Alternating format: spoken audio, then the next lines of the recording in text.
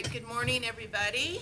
Good morning. All right, good morning. All four of the defendants are present. Their counsel are all present. State's present. Good morning. Good morning. All right, let me set up here.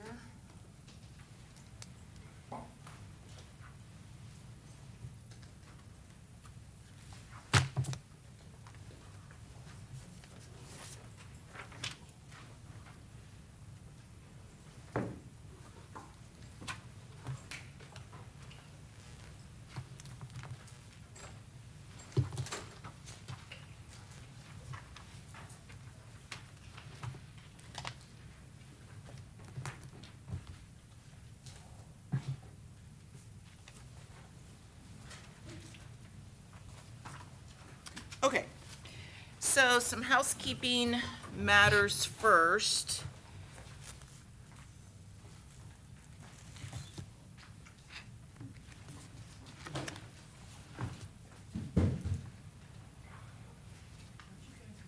Let's see.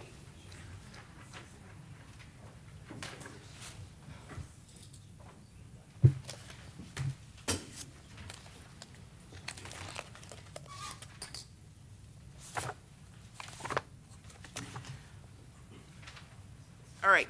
I know that when we were here on Tuesday that Mr. Gathright had some motions that I think I ruled on, but I couldn't locate the physical copies. So I just wanted to make sure that we're all on the same page regarding the fact that all of the motions have been ruled upon, all right?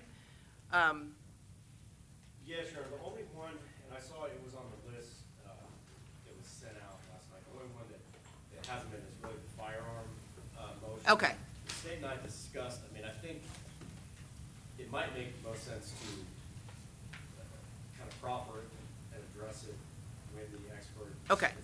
Well, I do have that one. So there were three motions that I located in my stack of pleadings, and I just wanted to make sure that I had addressed all of them really for the clerk as well as for Mr. Gathright. And I believe that they were, the first one was a motion to declare section 921.1416I unconstitutional as written and as applied. And I think that was the CCP aggravator, which I denied. So that has been denied. Do you need it? I'll just check it, Judge, to make sure I got it. Okay. I think I got it. Okay, I think you do too, but just to make sure. And then the other one, the second one was motion to declare section 921.1416B Florida statutes unconstitutional as written and as applied, and that's the prior capital or violent felony, which would be contemporaneous in this case. And I believe I ruled that it was denied. Just want to make sure. And then finally was a motion in limine as regards to general procedures, and there were paragraphs. I think A was granted, B was granted,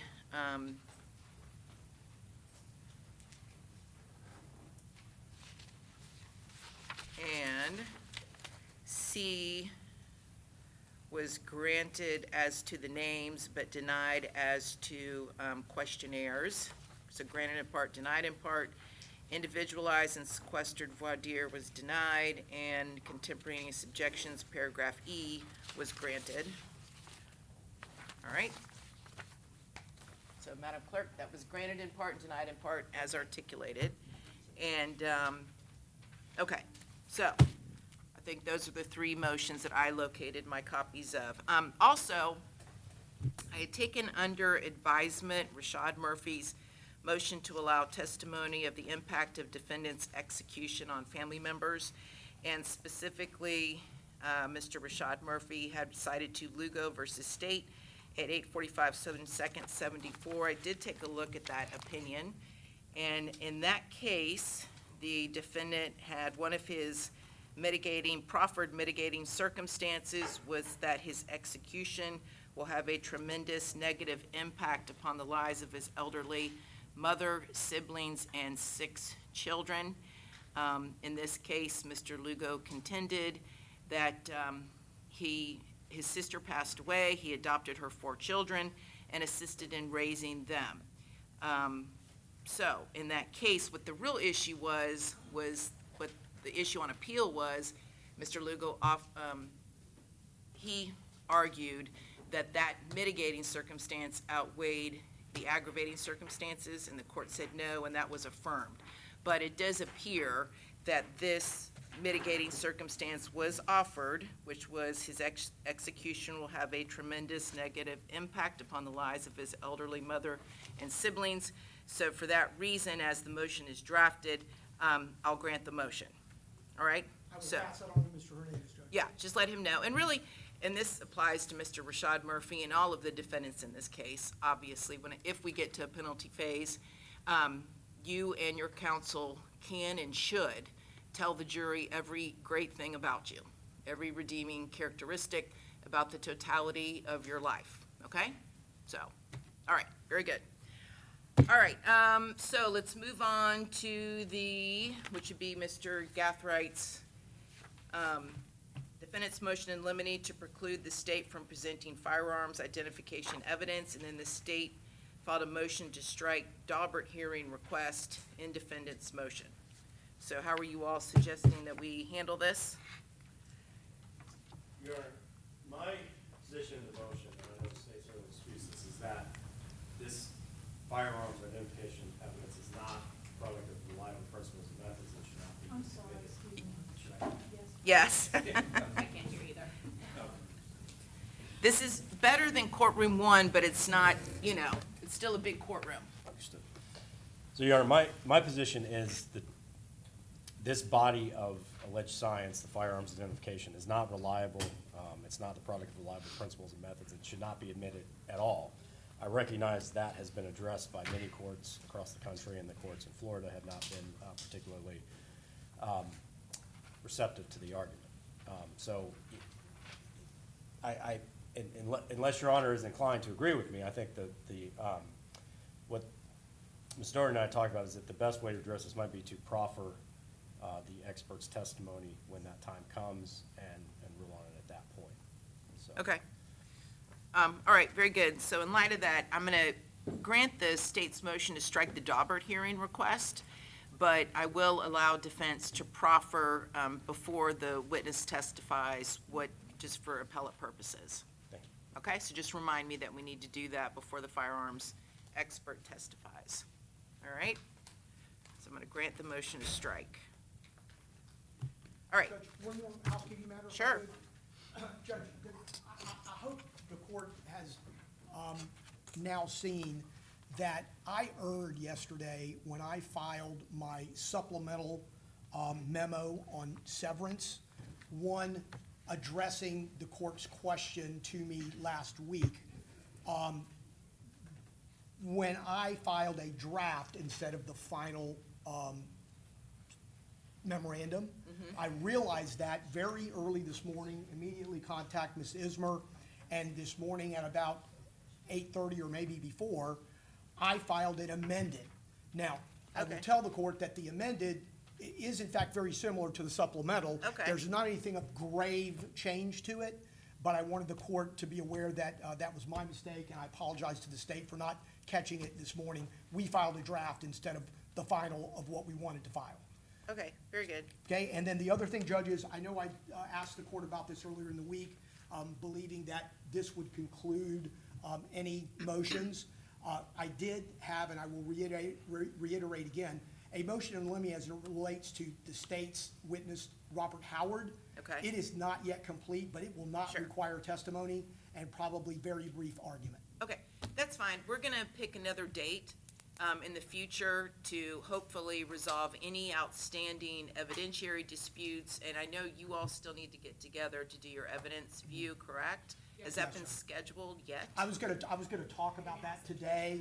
I know Okay. because of the voluminous nature of it, I wasn't even sure the state was ready to do Judge, that. We do have to, we've gotten some items out of evidence, but I think there are some additional physical items that we need to get out of evidence that were put in trial. And Right. So we will get that done. I think the photos, for the most part, we're just gonna reprint, but they are a lot of photos, so I do need some time, but we will schedule that. Okay, so on the lunch break today, I need you guys to figure out a prospective date for that, and then I will set a motion hearing date after that. But we need to have at least an idea of when that's gonna be, because I know your calendars are busy, and I don't I don't want you all to get jammed up and then we can't get together at least one last time to go over any and all outstanding motions or issues. Yes. Okay? All right, and I know we discussed this on the state's motion in limine regarding victims' gang activity and drill rap videos not disclosed in reciprocal discovery. Did I give you all an absolute deadline? Did I pick a date? Judge, I think they were supposed to provide it to us today, by today. Okay, And Judge, that would be any videos that we intended to enter. Correct. Any of us. Yes. And yes, Judge, you did give us until today to do so. On behalf of Mr. Murphy, I will not be providing the state with any additional videos. okay. All right, and so state, you're gonna take a look at those and then let me know if you have an objection. Yes, Judge, I believe, the attorney for, Mr. Chance provided us with a list of videos. I So did we will see, let- yeah, I did see that. Okay, so I'm gonna actually reserve ruling on that motion pending the state taking a look at what's been proffered. And if I need to resolve a dispute, then I will do so whatever our next hearing date will be. Okay? So that one I will reserve ruling on. Yes, Mr. Wise? Your Honor, while we're talking housekeeping matters, I hope I'm not interrupting, there is, at some point today, I'd like to briefly readdress a question Your Honor asked during my traffic stop motion after having done a little research on it. Sure, I can do that now. sure. Okay. So, when we were having argument on that motion at the last hearing date, Your Honor had asked if I would agree that finding the firearm in the car that Mr. Gathright was in would give a basis for, I guess, arrest. I don't recall if it was an arrest or a search of the car because he's under 21. And I didn't agree with that for a lot of reasons, but having done a little more research, I don't see a basis, I don't see a reason why his possession of a firearm, being under 21 and over 18, was unlawful. I know that's what the officers apparently believed, but I don't see a reason why that was unlawful. And if the state, has a reason that I'm missing, I'm sure they will bring it up. But to go back and readdress that question after having done some other research, it would, if he was under 18, it would have been unlawful, but I don't believe possessing a handgun Under between 18 and 21. 21 is unlawful. Okay, state what's your argument. Judge, even, Judge, it is securely encased, I think that he is correct, but there is a law for that, but what he was arrested for was the possession of drugs and drug paraphernalia. No, I understand, but I think the argument was made, I think law enforcement took the position that that was also, They did, Judge, they believed that, and correctly so, that there is a law that if you are under the age of 21, you're not allowed to possess a handgun. But there is also additional part of that statute that says as long as it is securely encased, and it's our understanding that that was in the console of the car. so do you agree that that would have been securely encased in the console of the car within the meaning of that statute? Yes, Your Honor. Okay, all right, thank you. Okay, all right. So, next, we will move on to argument regarding the various motions as it relates to the gang evidence and whether or not it's gonna come in. So the state has filed a motion for pretrial ruling regarding admissibility of evidence. And who's gonna argue that motion for the state? May I be heard, Judge? Yeah? Maybe, Your Honor, and again, strictly up to the court, having the defense argue their motions as it relates to limine of all of those things might subsume the state's actual motion when they argue against the same. Well, no, and I agree. Really, the point of the hearing the state first is for the state to articulate exactly what it is that they're intending to admit. So Thank you, that's my motivation in asking the state at this point to proceed, is for them to identify on the record exactly which incidents they are intending to introduce, and then I will have the defendants argue their various motions. Thank you, Your Honor. Okay? Judge, I have one Sure.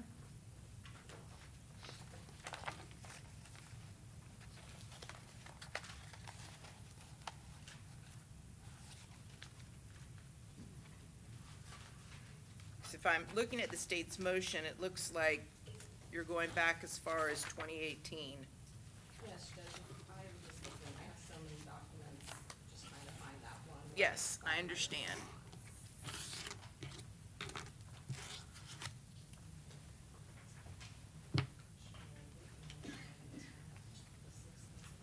So it looks like pursuant to the motion itself, August 18th of 2018, Joe Rod Adams, also known as Spaz, was murdered at a Rains High School football game.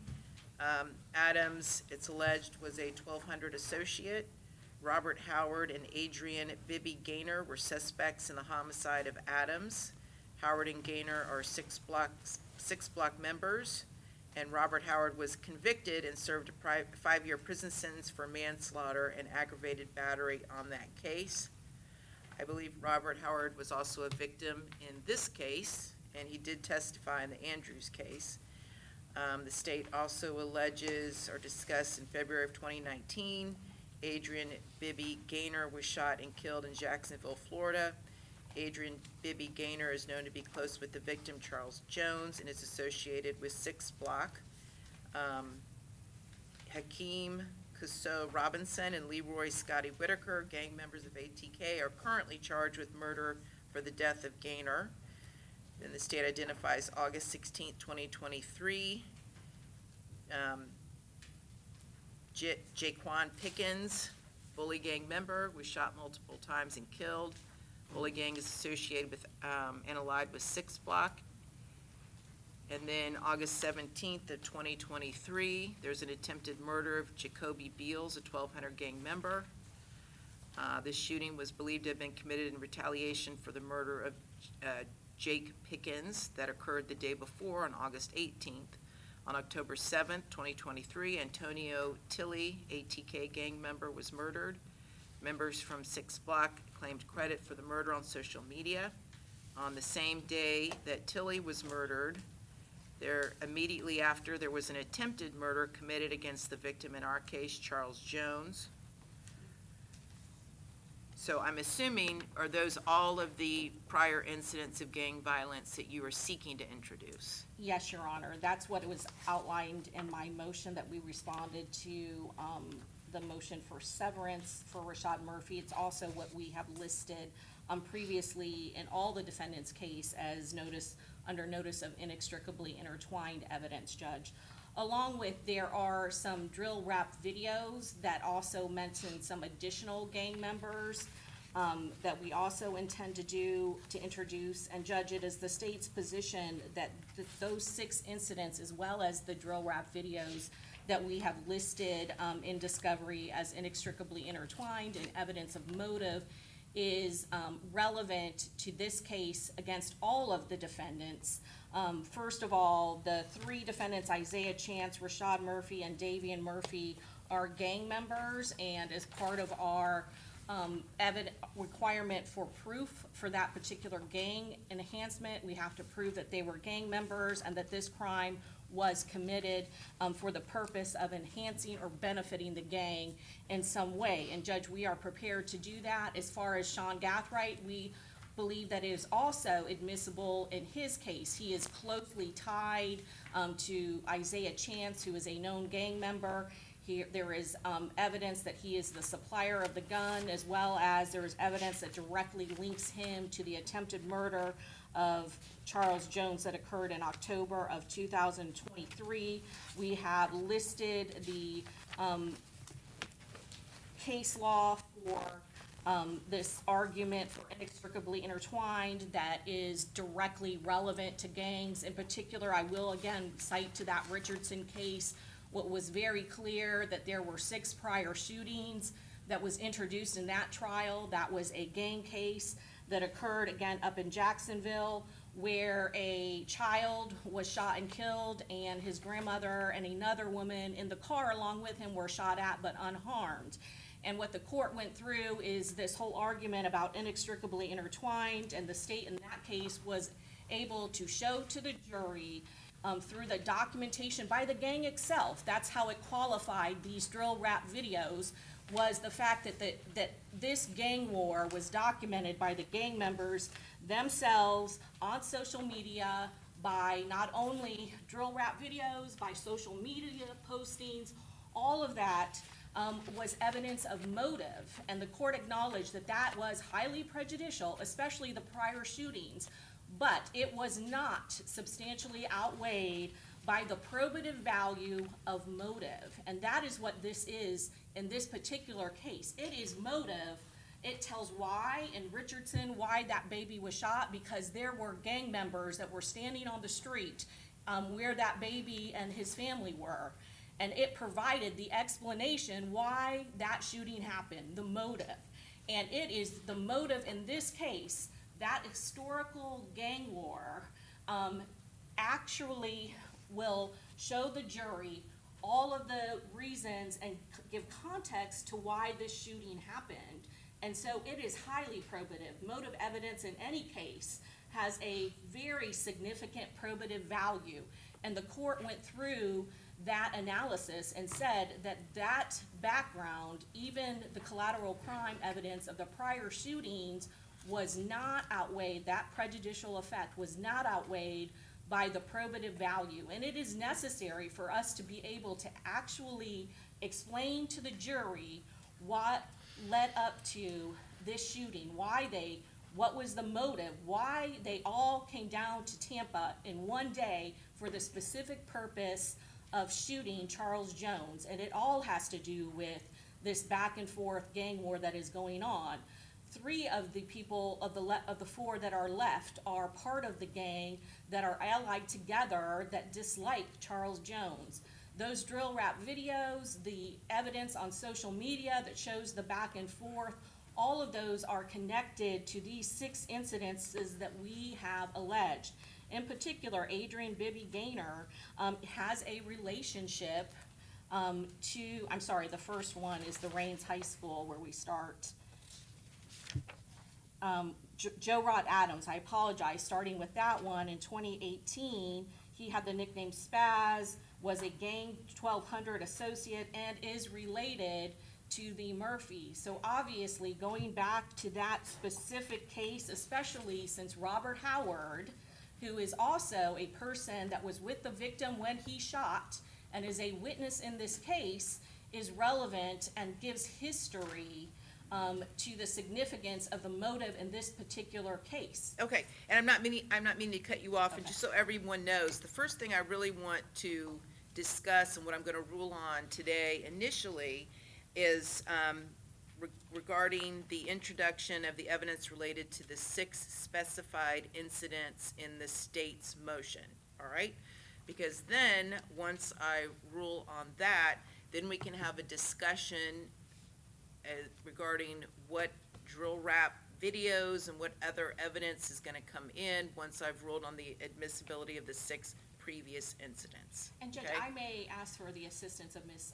Ismer. She is kind of taken over this area for us and covering with the state, and to some particulars, I may require her assistance in responding to the particular specific reasons why they're relevant to the case. Okay, and that's, you mean as far as the drill rap videos or the actual previous incidents? Both, Judge. Okay, so, yeah, so what I'm trying to say is that any objections to any specific videos, I will address that after I've ruled on just the general nature of the gang evidence coming in. Once you all know the parameters of what's gonna be admissible, then we can visit if there's objections to certain drill rap videos, whether or not they come in, okay? Okay.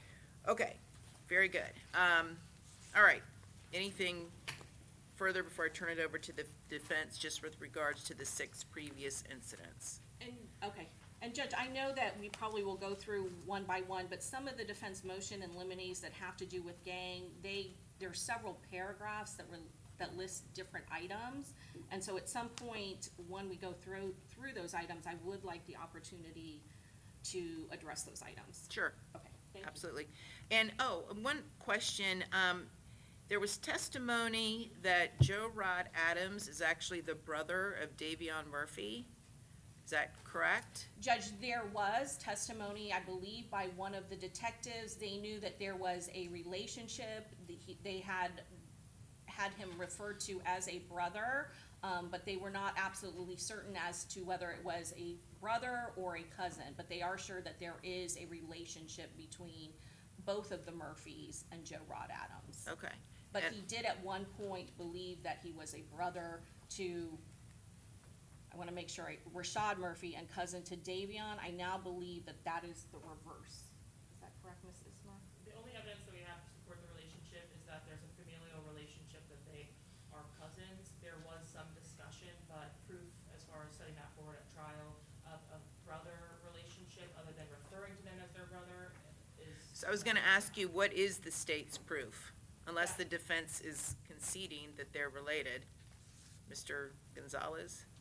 Excuse me, well, it'd be Mr. Gonzalez and then also, Mr. Sonardi. Sonardi. I'm sorry. Well, Judge, I think it's the state's burden I agree. to provide testimony and evidence that they are in fact related in some way, shape, or form.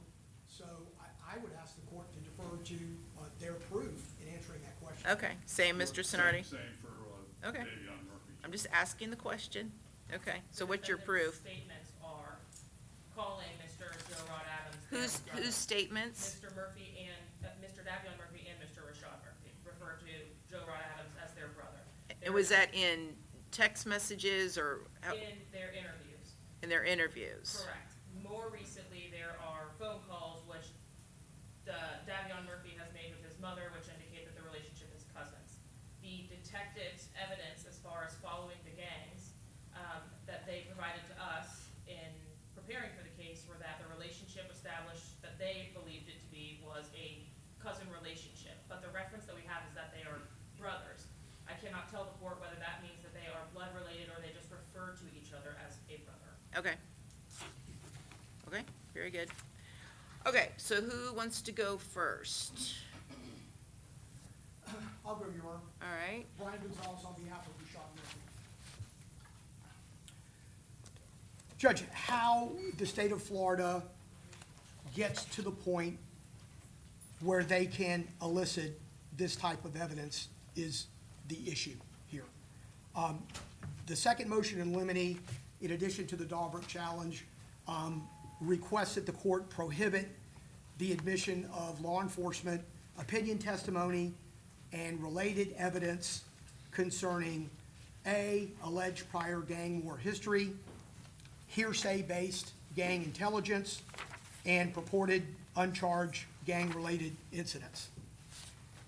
It's our belief that the state is going to attempt to present to the jury a large and sweeping narrative that goes back 6 years, at least as referenced in the state's motion for pretrial ruling on admissibility, of a gang war in Jacksonville that includes multiple groups, dozens, if not more, of individuals, a series of shootings and homicides going back to, based on their motion, 2018.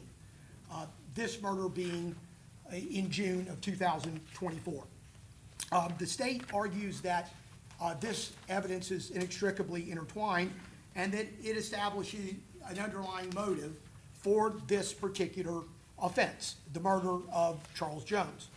And it's our belief that that is not supported by admissible evidence.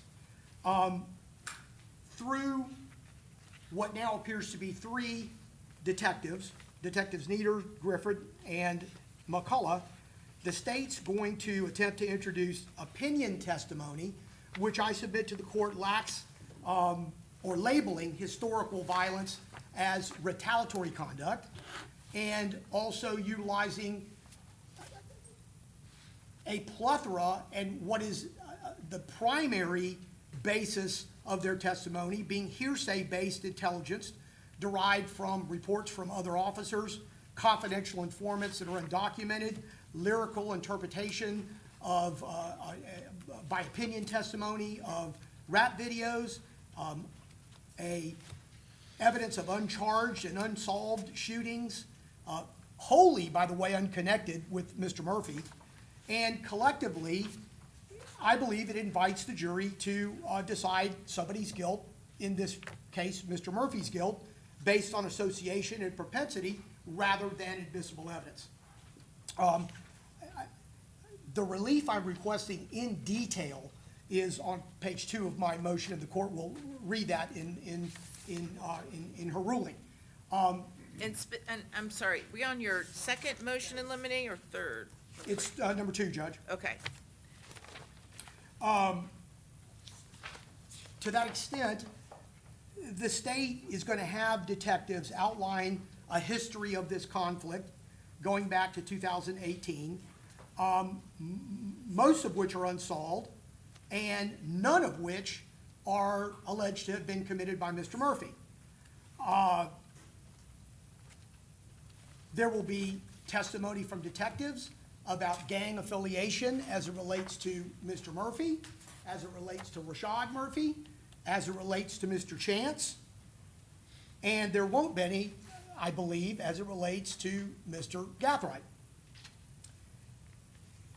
The testimony is also going to outline the gangs themselves, the nature of the gangs, inclusive of their background and their history, sometimes going back to their inception, long before any of these detectives were involved in their particular investigation of those individual gangs, collectively or individually, and also how these gangs are not traditional gangs, they're hybrid gangs. They have no hierarchy, they have no rules, they have no consequences, they have no punishments, and that is an important aspect when we talk about how they differ from a traditional gang where one member does things only at the behest of other gang members or at the behest of the gang as a whole.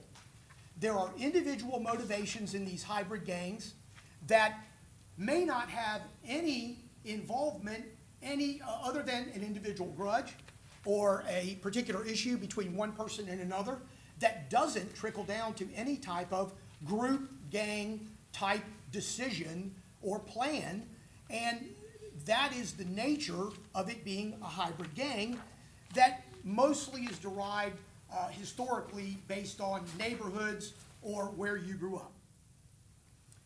As it relates to testimony last week, Judge, and I'm going to run through this very quickly, Detective Nieder has 7 years on the job at the Sheriff's Department. He was assigned as late as 2022 to the gang unit, and at that particular time, he started working exclusively with ATK. He has taken 3 yearly courses at the beginner and intermediate level through HIDA, H-I-D-T-A, and these are 3-day organizational crime conferences where general gang intelligence is discussed, and they also do not provide any comprehensive instruction. And this is based on testimony from Detective Nieder, whether it be at the hearing or sworn testimony from his deposition, and that's set forth in the motion with particularity as to where the court can find that. He essentially admits during his deposition that the majority of his training and experience comes from on-the-job training and based on what other detectives had told him prior to him coming on board.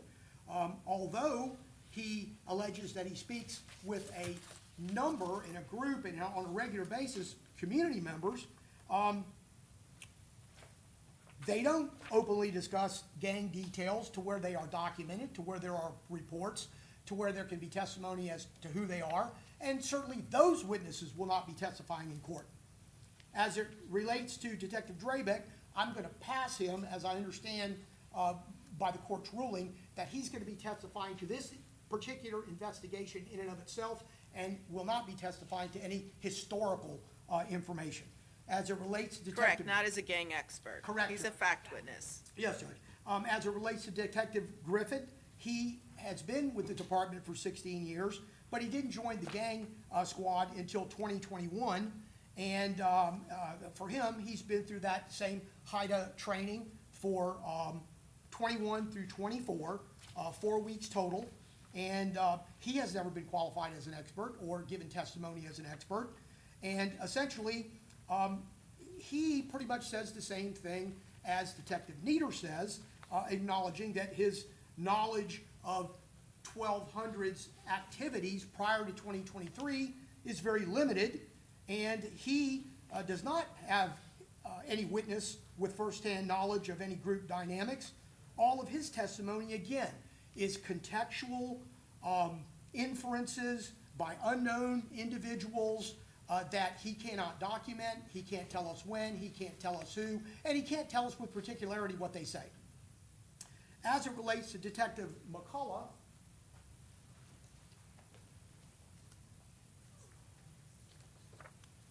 he began in 2022, and essentially he is in charge, and that's after a long standing history with the department itself, but a gang in 2022, January, and he became assigned to 6 Block. He also went through the HIDA training. He also went through and did a couple of other trainings of general types, and talks about how social media downloads, rap videos,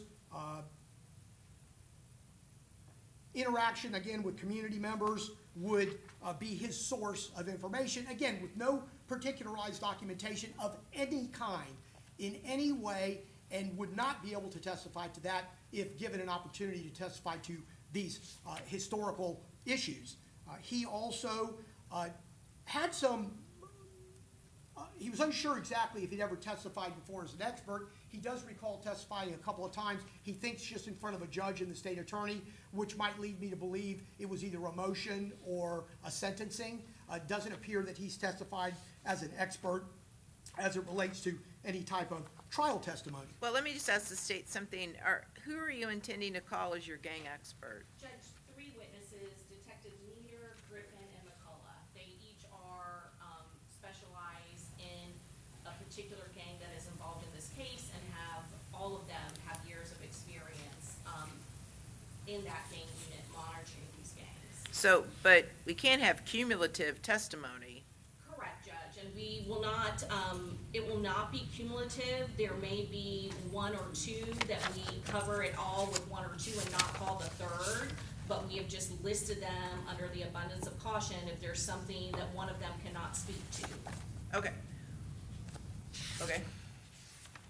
Okay, we'll cross that bridge when we get there, so. And Judge, it's my expectation that we will rely on one of them mostly for the expert testimony, but as far as the documentation, there is documentation. Each one of those gang members have been documented with field incident reports that are maintained by the specific person assigned to that gang, so there is fact-related evidence as well. So we are not intending on offering cumulative evidence. Okay. And Judge, what I anticipate Ms. Doherty is talking about is a particular report where a person is documented as a gang member pursuant to statutory criteria. That we're not talking about testimony from people as to their gang history and what they do and what they did and what they might be accused of doing and how they relate potentially to a particular murder or a particular shooting. None of that. What Ms. Doherty, I believe, is talking about is the singular report where a particular person is documented as a gang member and under these criteria. And certainly you look at those criteria, and in and of that criteria are unknown interviews with unknown people. Sure, so, but there's 2 separate issues here, right? Okay, so what we're discussing right now is the historical Agreed. evidence. I That's all agree. we're I discussing. just wanted to respond to. Yeah, no, that's fine, because and that's what I'm focused on right now. Understood. What's the parameters of the historical evidence that's gonna be permitted to come in? And 3 of the defendants, the state has identified for aggravators as being gang members or associates. Correct. And so that's a separate issue as far as the state's proof and who they're gonna call to establish that, okay? So I just wanna make sure that we're clear what I'm focused in on at this particular moment is the history and how much of that's gonna come in. So I'm mistaken, because I thought Mr. Gonzalez said he was on to his second motion in limine, which he's challenging the expertise. So, We are.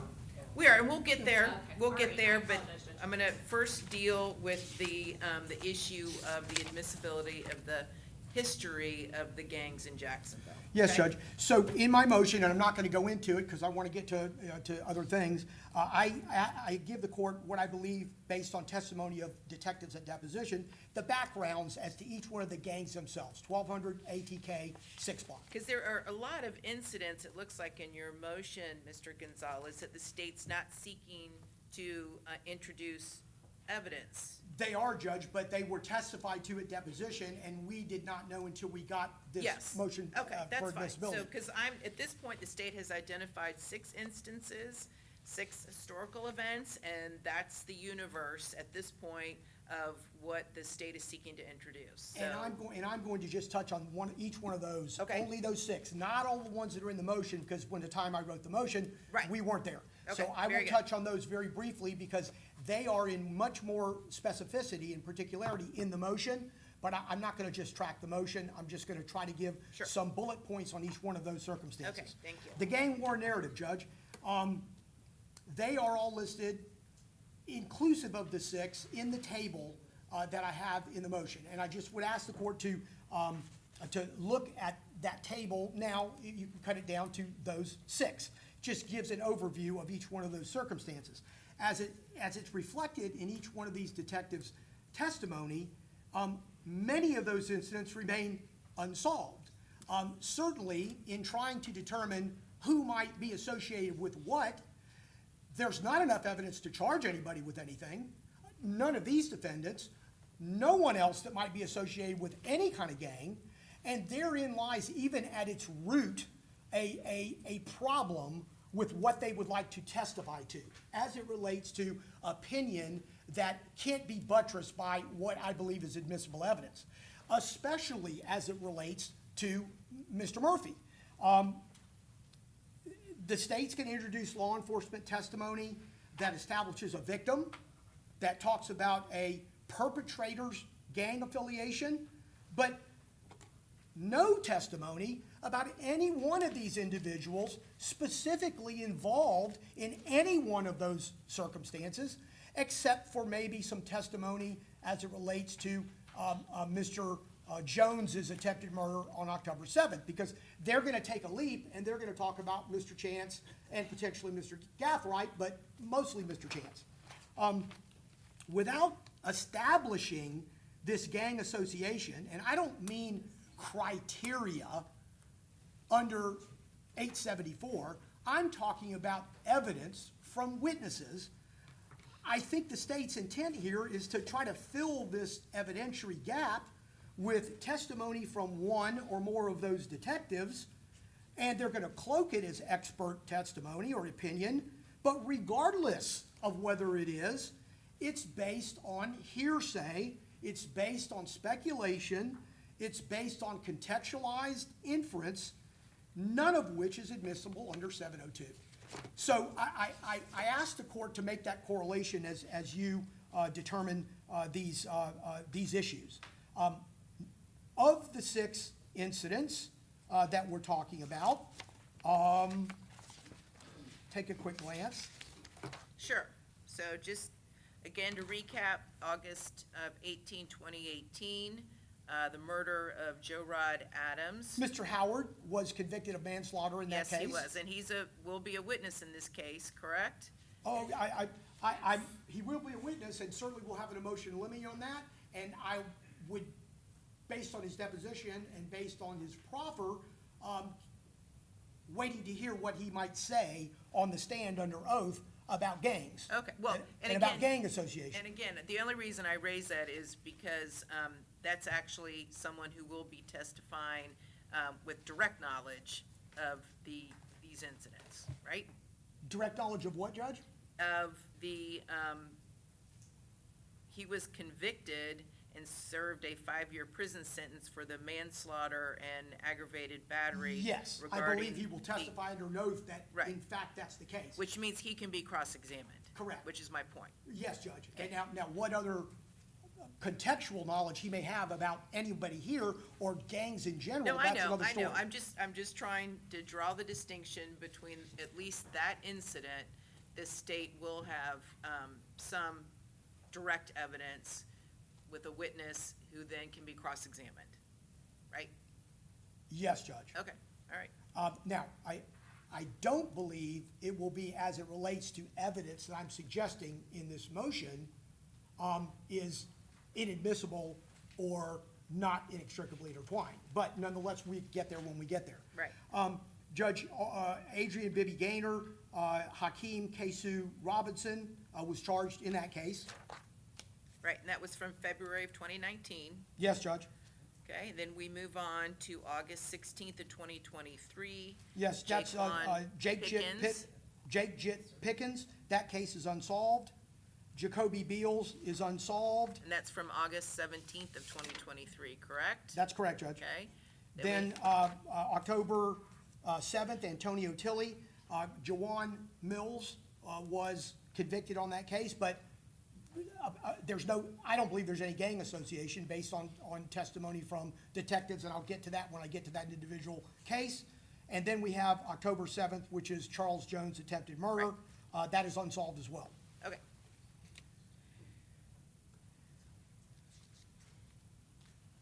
So, Judge, while it might be reasonable to attribute some level of reliability to law enforcement intelligence that's derived from social media, in this instance, the basis for opining that groups, either in rap videos or in social media that no one's going to be able to testify to, right, other than there was some. When, who was on it, what date, who said what, none of that the detectives are capable of testifying to. They can't testify to a rap video and their own speculation and their own opinion as to what that rap video might say, but when we talk about taking credit for something, because that appears to be a big issue, taking credit. The court might remember that Detective Nieder testified that taking credit is actually trolling. You're trolling the other side. You're disrespecting the fact that that murder occurred. You might even be lauding that that murder occurred or that shooting occurred. And certainly, the state would like you to take the leap or allow a jury to hear or allow somebody to testify to. That's an admission of committing a crime. And I would ask the court to look very closely as to whether or not that inference is admissible. Essentially, just briefly, Detective McCullough, when asked, are you saying they're claiming credit for some of these shootings? What do you mean by that? Well, they'll get on social media, Instagram or Spaces or Clubhouse, which is like a social media platform, and they'll just start talking about it. He got what he deserved, stuff like that, just claiming, basically taking responsibility for it. None of that insinuates anyone is taking responsibility for anything.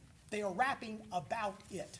And he says that in one part of his response, but then would like to suggest that basically they're taking responsibility, which again is an inadmissible opinion on his part that's not buttressed by any evidence. No one is specifically saying I did this. Well, of course, as we talked about, nobody gets on a video and says, I killed this guy.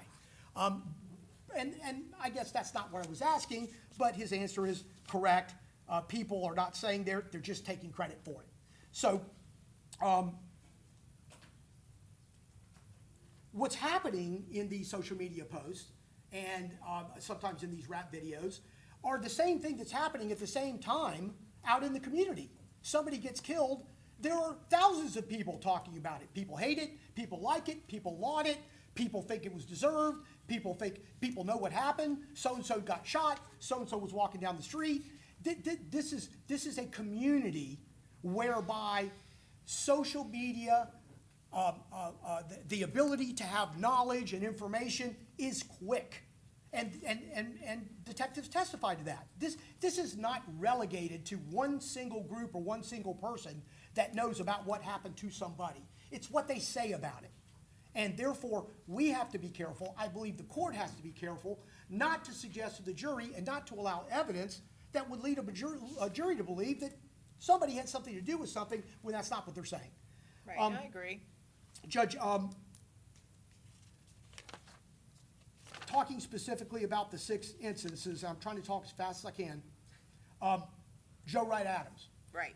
The state is going to suggest that there's evidence to believe that Joe Wright Adams is a cousin of Rashad Murphy and Davion Murphy. This occurred in August of 2018, 6 years prior to this particular case.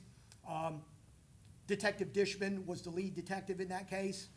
In her deposition, she actually said that in investigating this case, that the argument developed over a girl. And it escalated, and at one point in time, Mr. Howard, a state witness, told a person, somebody's gonna die on my 8. And then Dishman testified that she believed that Howard was talking about his friend, Lawrence Davis, who's called 8. That's the evidence of this gang affiliation in my mind. What ends up happening subsequently is that Bibby Gaynor is alleged to be a second shooter. He's not charged. Mr. Howard ends up either taking the rap or pleading guilty to a manslaughter on what was an alleged first-degree murder. And essentially, along the way, the whole case falls apart because people recant what they were saying. They say they weren't telling the truth. Right. And they say they got threats. None, law enforcement can't corroborate any of these claims. Well, let me see this, Mr. Gonzalez. Let's just assume the state has evidence, enough evidence to go before a jury to make the argument that Joe Rod Adams was in fact had some close relationship. They even, whether or not they were actual family members, maybe referred to themselves as family members, whatever that may be. Wouldn't that be direct evidence potentially of a motive involving Davion and Rashad Murphy? No, Judge. I think we have a significant remoteness involved. I don't believe that the jury should be led down a path that simply because one person was related to another, Right. that would provide the modus Well, let me ask to you kill this, somebody 6 years later.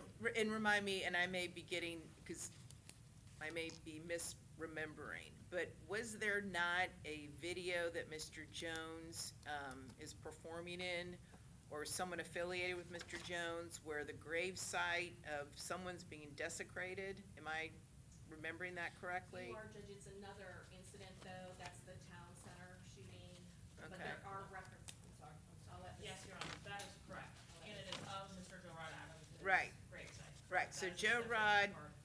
right, Joe Rod Adams, and again, I'm just assuming for the sake of argument that there is evidence that there is some close relationship between the Murphys and Joe Rod Adams. He's murdered, and then Charles Jones actually makes a video where I think that they're pouring alcohol or something on the gravesite. That's correct, Your Honor. So there was an initial video where it's believed that someone was urinating on the gravesite. Right. And Mr. Jones is alleged to have taken that a bit further and made an actual video with beverages or something that Yeah. were poured on the same. Yeah, I mean, okay. I just want to make sure I'm getting my facts correct. And Judge, that's addressed in the motion when you get to it. As it relates to Bibby Gaynor, February 15, 2019, 5.5 years prior to this murder, essentially, Mr. Gaynor is allegedly, well, not allegedly, he's killed by Hakeem Robinson, and essentially Detective Oliver was the lead detective in that case. He was deposed. That was unsolved for about 18 months. Only at such time as a jailhouse snitch came forward and gave information that connected that murder to some type of retaliation, that law enforcement was able to make that connection and attempt to run with that particular theory of prosecution or theory of the murder. At this particular time, I don't believe that person is going to be testifying. It's hearsay. I don't believe that anybody is going to hear from a person who had direct knowledge of what happened or why it happened or under what circumstances it happened. I think that Detective Drabeck, in his deposition, stated that as it relates to Gaynor's murder, that although he was a suspect in Adams' murder that he wasn't charged with, because everybody recanted, that he opined that Adams' murder was not the nexus for Bibby Gaynor's murder. That's what he says on page 29 and 30. Instead, he believes that the murder happened out of pure opportunity, not revenge, not retribution. And that's his sworn testimony. State, just real quick, what's your response to that in regards to? Your Honor, since the depositions have been taken of those detectives, Queso or Hakeem Robinson, very prominent ATK member, has since been convicted of that crime. And so, understanding the defense's argument that the weight of that evidence could be that there's some other reason why that killing occurred, it is yet another act of violence which occurs months after Mr. Howard is arrested for the murder of Joe Rod Adams in killing the other person suspected to have been involved. So the 2 6 Block members that are allegedly involved in the homicide of Joe Rod Adams in 2018, one of whom is arrested for that murder, the other of whom is killed in February of 2019, and then obviously now subsequently convicted of that murder. Okay, thank you. Judge, next, briefly, is Antonio Tilley, October 7th of 2023. Tilley, there'll be testimony from detectives. Again, and I'm not going to go over each time when I talk about testimony from detectives. The court already knows my feeling on how this testimony is going to be elicited from detectives and where they get the information. And I think at the root of the problem, it all is the same. So I'm not going to say that every single time, but every time I mention a detective and every time I mention what that detective is going to testify to, it's really under the same circumstances and same ability that he's going to be testifying to. Somebody else told him that we don't know who it is. Some social media post said it. Some Instagram Live said it. It's not documented. There's no report. There's no witness that's going to testify to But it. can't gang experts testify to that? No, Judge, I don't believe they can. Okay. Tilley was supposed to be an ATK member. Detective Anderson was the lead detective. Essentially, this was a contract killing. That's what the detective said who investigated the murder. And essentially, it was done by Jaquan Mills. Jaquan Mills is not a gang member. To my knowledge, and based on testimony from detectives, Jaquan Mills is not affiliated with any gang. Essentially, as I understand it, Detective Anderson testified that the suspected contractor is a guy named Paul Anderson, who is now doing a 25-year sentence for drug-related activity. I don't believe there's any indication that Copeland or Anderson are related to 1200 or 6 Block, at least on any basis I know, unless somebody's going to testify to it now, and probably under the same premises that they're going to testify to everything else that they testify to. Anderson then did defer to Detective Nieder in his deposition, and essentially he said, my understanding is that Detective Nieder suggests that Tilley had something to do with Cedarian Copeland's son being shot. So that's potentially the reason all this occurred. We now get to October 7th, 2023, which is Charles Julio Jones.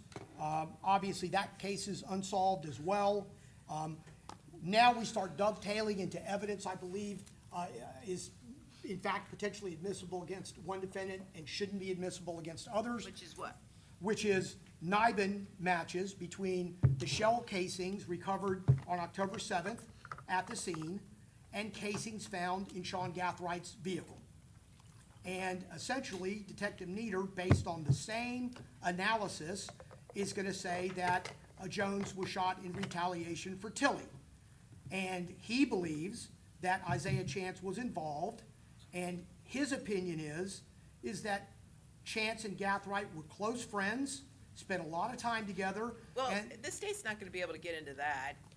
well, It's that, unsolved, and Detective Nieder is not gonna be able to opine that he thinks Isaiah Chance was involved in the attempted murder of Charles Jones. well, that's been what's been suggested up to now. And No. am I mistaken? I'm mistaken. Judge, we wouldn't go into that sort of opinion testimony. We do plan on presenting the physical evidence that ties him to that, Yeah. as well as any statements he made through other, but not through the opinion of Right. an officer. They have not charged it. not relevant to Mr. Murphy and not admissible to Mr. Murphy. Well, it's a conspiracy charge. Judge, again, we'll get to that because that's what the supplemental, that's what the supplemental. Well, that's a separate issue. So Right, let's just supplemental stay issue. let's just Yeah, stay Judge, focused, Judge. so.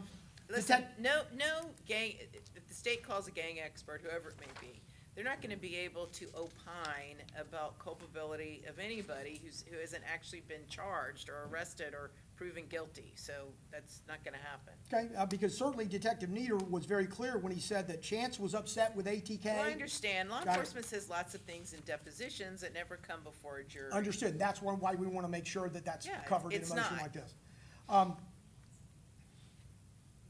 Judge, in an incident-by-incident review, in addition to the other incidents that are set forth in the motion, but they don't matter anymore, let's take these 6.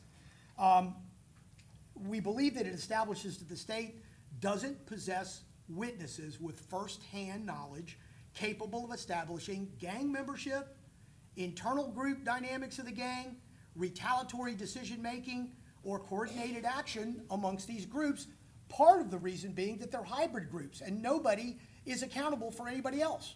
And that is clear by the nature of the detective's definition of this type of association. Sure, and I indicated in my email yesterday that you all would be given 20 minutes each, so I haven't been timing you, Mr. Gonzalez, but I I'm hope you're not, sure- Judge. Don't start now. I am not, but I'm sure the other counsel would like a chance to weigh in, so I'm gonna give you 5 more minutes. Yes, Judge. Your Honor, when we talk about Hayes and Richardson as it relates to, The admissibility, yes, Judge, which is part of this, a large part of this, the severance issue as well as the intertwined evidence. I think that, Hayes and Richardson are co-defendants. correct? They were tried together, but with separate juries, notably, and essentially. Because of a Bruton problem. Judge, there's no brute problem here, there's no antagonistic. No, I know, defenses not in here. our case. In Richardson Hayes, there was a Bruton problem, which is why they had 2 separate juries, but the case was tried together. And Judge, although the evidence is similar as to both of them, I think Hayes is a little more illustrative in its opinion. And essentially, in that case, what I want to make sure the court understands, my position, that this is a feud between PCE and 187. You've already heard, things about that, so you can understand the interrelationship. And essentially, these 2 gangs got sideways at a Kodak Black concert in November of 2015. And essentially, that spawned a street war between them that lasted approximately 76 days. And those are the intertwined evidence that the state admitted over objection in that particular case, which is a far cry from the level of alleged inextricably intertwined evidence in this case. Well, in the Hayes case in particular, and for the record, we're referring to 338 7th 3rd 1123. In that case, the specific time frame as far as the historical gang evidence that was admitted was November 25 through January of 2016. That was the specific time frame. And I would just note for the record that in the Andrews case, I did allow Detective Nieder to discuss, I believe, the incidents of violence which kicked off in 2023. Like, you had the 2 incidents in the 2018, 2019 timeframe, and then there really appeared to be relatively quiet. And then in 2023, the violence cropped up again. So with regards to Ms. Andrews, I did permit Detective Nieder to testify to the history from the 2023. And I do believe, because Mr. Howard testified, that some evidence regarding the killing of Joe Rod Adams came in because he was actually a witness. So, Fact evidence as to his involvement in that murder. right. Judge, the big difference here is that in Hayes and Richardson, firsthand knowledge, there were multiple witnesses that testified that the defendants were members of gangs, they were members of the same gangs, they interacted with the defendants in this case, Hayes and Richardson. In fact, Mr. Bradford testified to what their street names were. He testified they were both known as shooters in the gang and had participated in shootings in the past, that he, on many of the photographs that were entered, was able to say, I know that photograph. Well, I agree, in that case, I don't see, and I'm not sure if the state called a gang expert or not, but in the reported opinion, the history of the gangs came in through, gang members, correct? Yes, State? Judge. Yeah, Which is the way it should be. well, that's why I asked you if gang experts could testify to that, and you said you didn't believe so. No, Judge, I don't. Okay, I- so I'll hear from the state on why gang experts can testify to that. And so, Judge, if you, court's read the opinion, you're not gonna give me much more time, you're glaring at me, I get it. I'm not, for the record, that's not a glare, I- Mr. Gonzalez. I didn't want the record to reflect that. That is Did- it's just a mindful look. Yeah, Judge, and I didn't want the record to reflect that actually as it was said. If you go through those two cases, with Hayes being a little more illustrative, you can see the 180-degree difference between those cases and these. And one of the major arguments of Mr. Murphy is that in circumstances like this, that's what the state needs. They need a firsthand witness to corroborate. They corroborated the videos that were admitted, the witnesses, the firsthand witnesses. They corroborated the photographs that were entered. They went so far as to be able to corroborate the car that was stolen and used in the murder because Mr. Bradford, the witness, supplied it. They were to the defendants. They were able to corroborate the gun that was used. And I don't disagree, it's a separate issue, so.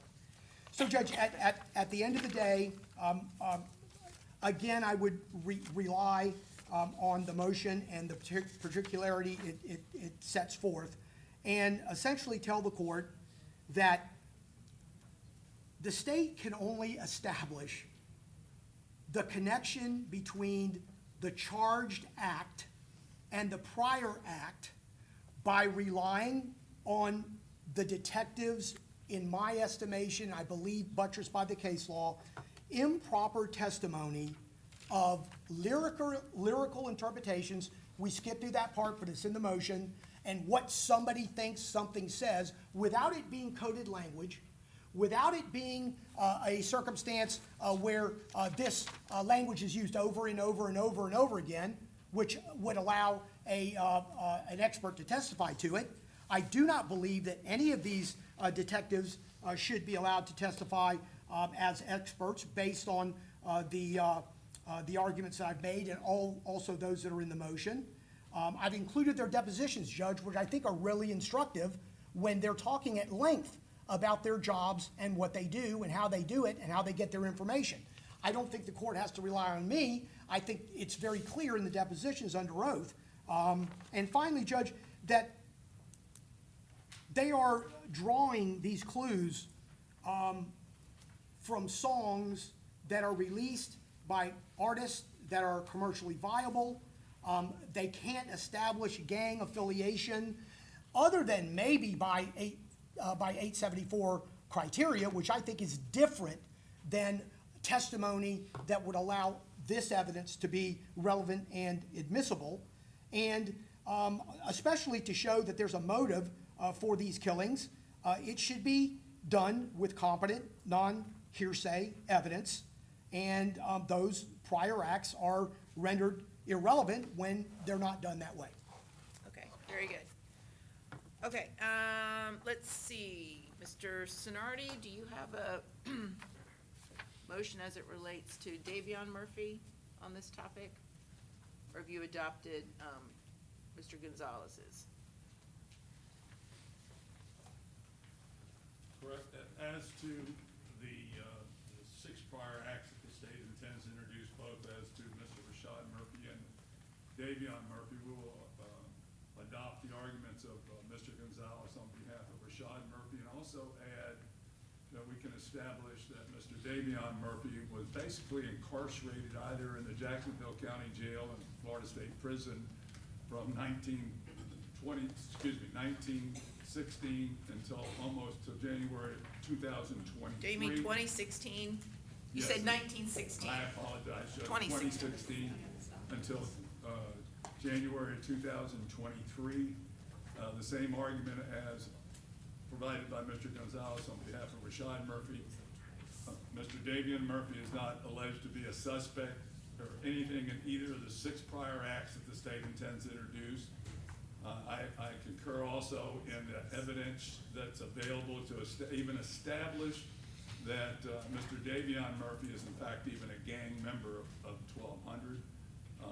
Again, he was incarcerated, the 5-year window under the statute that expired. He is at most an associate.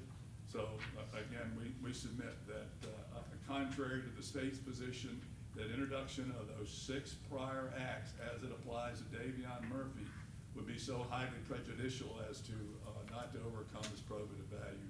We would ask the court, as to Davion Murphy, to exclude that testimony. Okay. And Sean Gathright, defendant's motion in limine to exclude collateral evidence. Mr. Wise.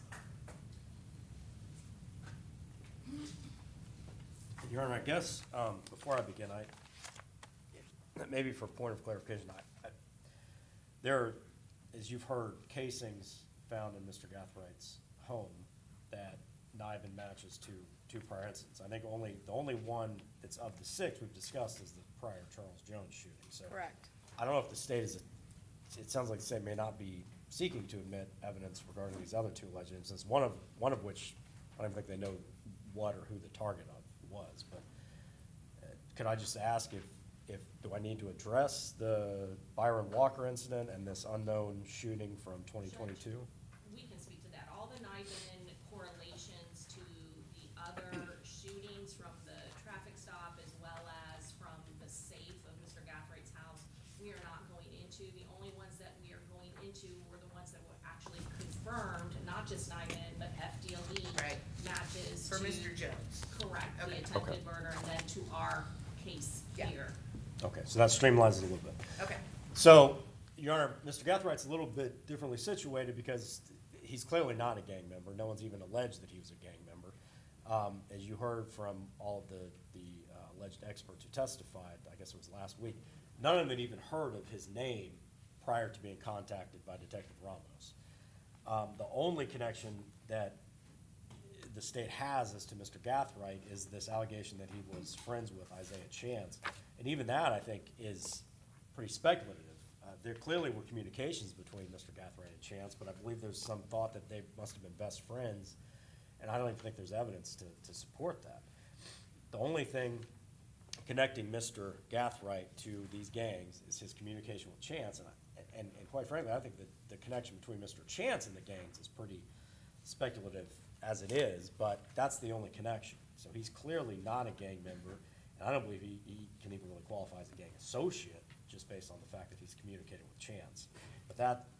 Well, the state has not identified, No. and then, and as far as I can tell, they're not seeking to prove that Mr. Gathright is a criminal gang member or associate, just a member of a conspiracy involving other gang members.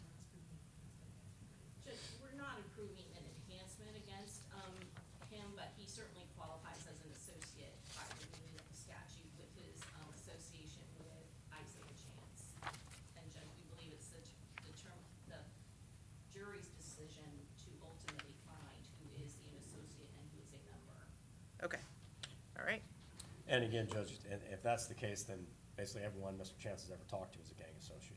I know that's probably a separate motion, but when we talk about relevance of all these other prior gang activities, the only connection, again, to Mr. Gathright is the fact that he's communicated with Isaiah Chance.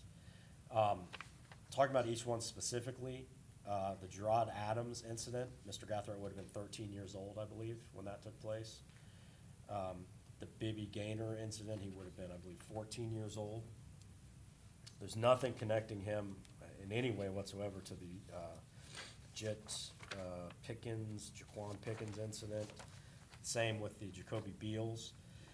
And the Antonio Tilley. The only connection, again, with the Charles Jones incident that takes place on the same date is the casings that are found in the Niven matches. But as you heard from the detectives last week, Mr. Gathright was not even on their radar in that case until the casings came back. So it's really just the mere fact that these casings are in the house. There's no explanation as to how they got there or whatnot. And there are, by the way, as you heard, there's a substantial amount of firearms and firearms evidence within the house that's searched. So That, Your Honor, I believe, the relevance, whatever relevance would have all these incidences, and really the only one, as to Mr. Gathright, that could have any relevance whatsoever is the Charles Jones shooting. But the undue prejudice would far outweigh whatever relevance that evidence might have. I cite two cases in my memorandum that I think are remarkably similar to what we're dealing with here. And looking back now, I probably should have referenced them with regards to the severance issue too, but it's Thomas and Gilly. And it doesn't appear that these were cases that involved gang issues, but it was very similar in that there are prior shooting incidents involving allegedly rival drug dealers and then their associates. Maybe they were connected with gangs, but it's taking the gang word out of it. I think it's really the same exact situation we're dealing with here. There were prior shootings, and then someone is killed in one of these prior shootings, and then there's a shooting that takes place of this prior victim's associates, and then a bystander is killed. So when the defendants were being charged with the shooting of the bystander, and Gilly, and it's not clear why he was severed, but he's severed and tried separately, the state brings in evidence of all these prior shootings, and that goes up on appeal after everyone's convicted. And in both cases, the second DCA says these instances were not necessary to describe the shooting. It was a pretty straightforward, the allegations of the crime they were actually being tried for were pretty straightforward. The courts found they did not need to get into these prior shootings to describe what took place. And it became, as I fear will happen here, a feature of the trial. And for those reasons, both of those defendants' convictions were reversed. And again, I'm not sure why they were severed, but it would appear that Gilly may not have had involvement in these prior shootings. I don't know if that's the case or not, but for whatever reason, he was severed, and it appears, based on my reading of those two cases, it may have been for that reason. But all this prior evidence comes in both cases it becomes a feature, and in both cases, the convictions are reversed. And I think it's really the same exact situation we're dealing with here, especially as to Mr. Gathright, because he really has no legitimate connection to any of these gangs. Okay, very good, thank you. Judge, we would adopt that argument on behalf of Mr. Rashad Murphy as we would all other defendants' arguments. Sure. Same here on behalf of Davion Murphy, Your Honor. All right, very good. Mr. Petratus. Thank you, Your Honor. And we filed our own motion, but we would adopt the motions of Mr. Gonzalez and Mr. Wise in their arguments, and I'll try not to be too repetitive. Okay, and this is Isaiah Chance's. It's titled Defendant's Motion to Exclude Inextricably Intertwined Evidence at Trial. Yes, Your Honor. Okay, And go just to ahead. go over the murders, again, very briefly, we have one from 6 years ago, the Spaz shooting, which is a alleged 1200, not ATK, of which Mr. Chance is purportedly a member of.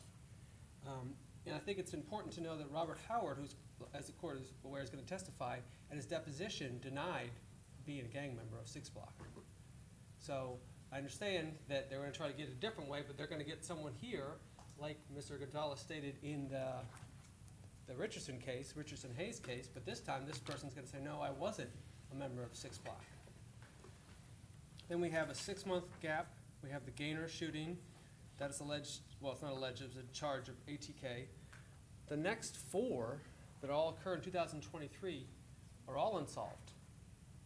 And no one is going to testify as that was involved in any of those shootings. You're going to have no gang members to come here and testify to that.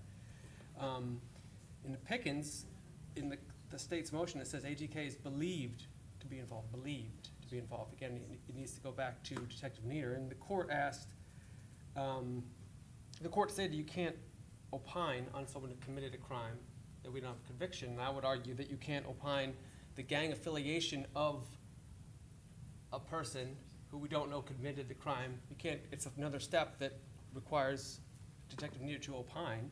Detective Nieder, in his deposition, stated he gets his info mainly from social media. He does talk to gang members, but he gets general information, not specific information for them. They are not confessing to crimes for him. That's not what's happening. He's just getting general background information from them. And I would argue that's not enough to come in and tell us who committed these crimes and say it's ATK, it's 1200. The Beale shooting is alleged to involve 1200, not ATK, and as Mr. Gonzalez stated, the last Charles Jones shooting is not involved a gang at all. They're gonna say that Mr. Gathright is an associate, but again, that involves being friends with one gang member at the most. In Richardson, again, it was 76 days, and the court said this was a continuation and consequence of preceding events. And I'm gonna argue that 6 years and 5 years ago, there's not preceding events to this crime. I would argue even, we have an 8-month gap between the last event in this historical gang war and this shooting.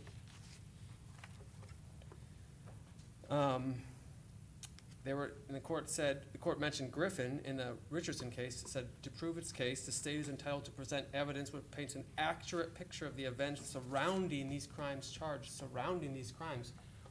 In the Richardson case, again, 76 days, that happened one after another in a 2.5-month period. That is not what we have here. Richardson, one of the reasons they allowed it in, from my reading, was that they wanted to get the state why these victims were in fact the victims. We had a toddler, and we had two elderly, or maybe not two, but an elderly grandmother and a middle-aged lady, and they wanted to explain how they could be the victims in that. But that's not the case here. We have someone, Charles Jones, who is not a random civilian. There's going to be gang evidence presented about Mr. Jones. There's going to be gang evidence presented about all the co-defendants. There's going to be evidence of their involvement in the gang, testimony of a rivalry between ATK 1200 and 6 Block, all without the need to mention any of these prior shootings. The motive can be clear through the state's evidence without having to mention any of these shootings, and I think that's what the court should require. One other thing that hasn't been mentioned is these cases mentioned it cannot be a feature of the trial. Correct. And I find it hard to believe that if the state puts on 3 gang experts and then all the witnesses, and I'm gonna use witnesses in quotes, to come in here and testify to show the other murders 6 times, that's days. It's Well, yeah, days of testimony. no, and I do just have a little experience because the Andrews case, that's not what happened. Detective Nieder testified in his capacity as a gang expert, just historically, as far as the history of the gang violence. The state did not bring in, my recollection, any witnesses other than Mr. Howard, who was a victim in this case, so. Well, we're talking, and I understand that, but I think that's gonna be different in this case, because I think they're gonna try to bring in more. Well, we'll see. You're right, it cannot become a feature of the trial. And I find, I understand, but I just find it hard to believe it will not end up being a feature of the trial if we're talking about 6 other murders. I don't know if that's exactly what happened in the other case, but everything else that I would get to is either in my motion or has been stated by the co-counsel, so that's all I have now. Okay, very good. All right, state any quick rebuttal just as to the 6 previous incidents that the state wishes to introduce Judge, into evidence. Judge, we are certainly not going to make it a feature of the trial. We do plan on calling one detective to really go over the historical gang war, so it will not be a feature. However, we are going to add And some. who's that gonna be, do you know? Judge, we believe it's gonna be Detective Nieders. The other 2 are listed because we still have to show gang enhancements and stuff of that nature, and I do believe their expertise adds to. Sure, that's a separate issue. That's a And separate issue. in the indictment, the state did specifically allege that Isaiah Chance, Rashad Murphy, and Davion Murphy were either criminal gang members or associates. That is correct, Judge. Okay, but not Mr. Gathright. We did not, Judge. But Judge, there are going to be, I know that Mr. Gonzalez has kept saying, like, this is all based on hearsay. That is not true. There were some additional witnesses that were listed that were involved in those 6 other cases. And again, it's not gonna be a feature. What I plan to do, Judge, is to have either a first responder just testify briefly within 2 to 5 minutes that they responded to that homicide, who the victim was, and then the gang expert is later going to connect up that victim was actually a member of one of these gangs. And then the next day, so So these are real things, real facts, real deaths that did happen, and the victim of one gang is killed, and then the next day, a victim of the opposite opposing gang is killed. And so, Judge, this jury should have a real, true, accurate picture of the very gang war that is going on. And these incidents also, even though they exceed the time frame, I understand what they're saying about Richardson and Hayes, the particular of that gang war, the escalation of violence, but it was 6 shootings that occurred back and forth, happened in a very short period of time.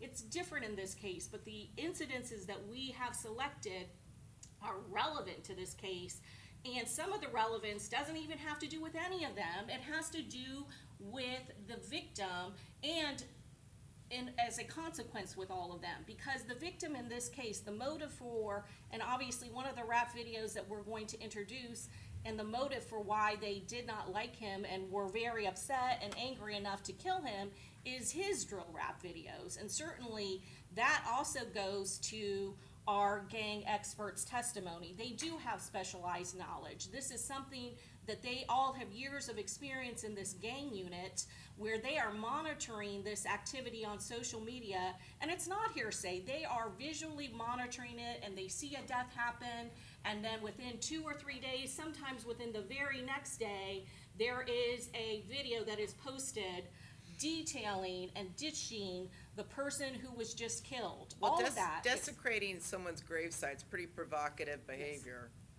Yes, Judge. All of that is part of this gang war back and forth, and the jury needs to have an accurate view, and some of this is highly prejudicial towards the victim, because the victim is out there doing the same thing, which makes him a target, and he is dishing and disrespecting the close members, people that we can connect to them, either through their wearing necklaces. They have posted their own videos, Judge. All of that is relevant to this case and is inextricably intertwined and shows why he was targeted and why he was killed. And Judge, when you talk about the hearsay, that is why we have listed either a first responder or the detective. Detective Nieder actually responded to some of those incidents. So we are not going to call 6 witnesses, but certainly the ones that he did not respond to, we have just listed a first responder, or we have listed the detective who actually went on scene and can say, on this day I responded, this person was killed, and his name, and then we will go to our detective to say that that is a confirmed member of 1200, or that is a confirmed member of 6 Block, or Bully Gang, which is a subset of 6 Block. So this by no means is going to be a feature of the case.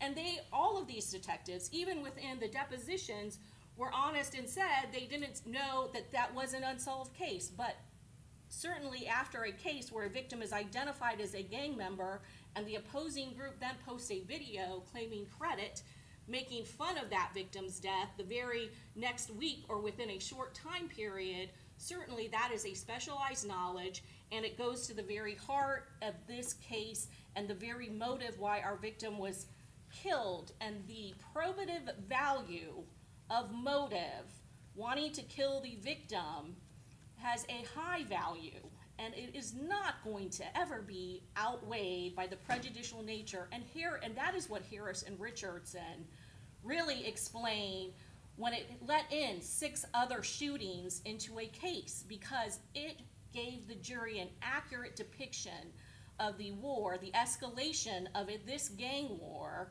which led to those 3 people being shot and a child being killed. And so, Judge, that is what we have here. The prejudicial nature is not so significant. Some of these deaths are from our victim side killing the other side. The ones that are targeted, they are not charged with, and none of the detectives said, with the exception of the attempted murder, and we know we're not going to elicit what their personal opinion may be, but certainly there is going to be physical evidence that ties this as part of the conspiracy, that they tried to kill him before and they weren't able to do it.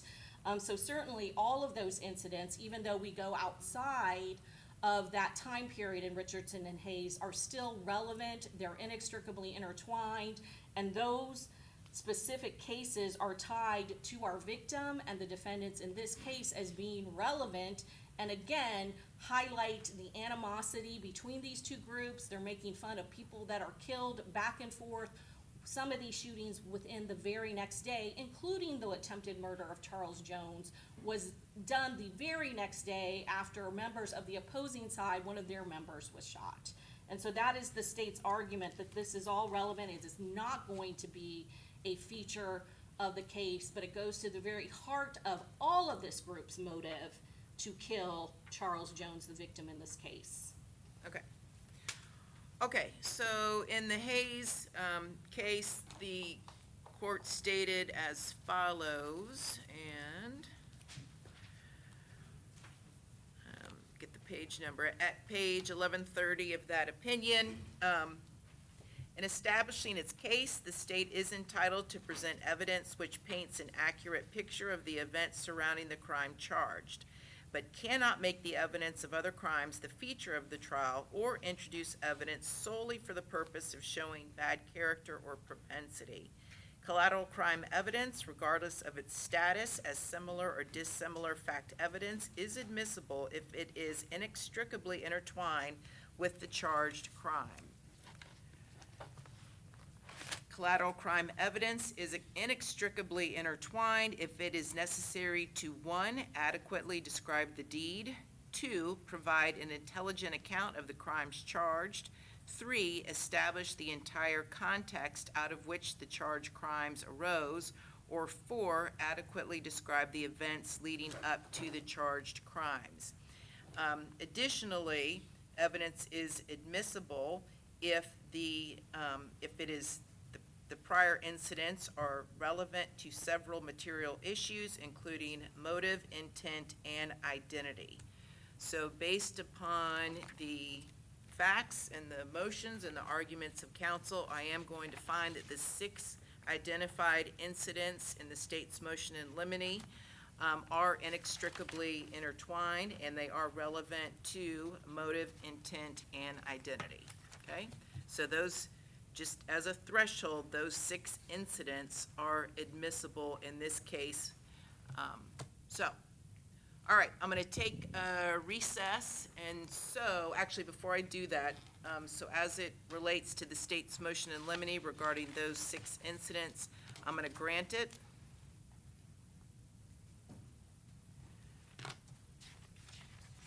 Let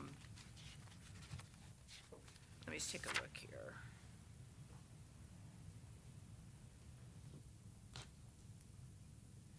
I'm going to grant the motion, but I'm going to reserve ruling regarding the introduction of any videos, any rap videos that the state seeks to introduce.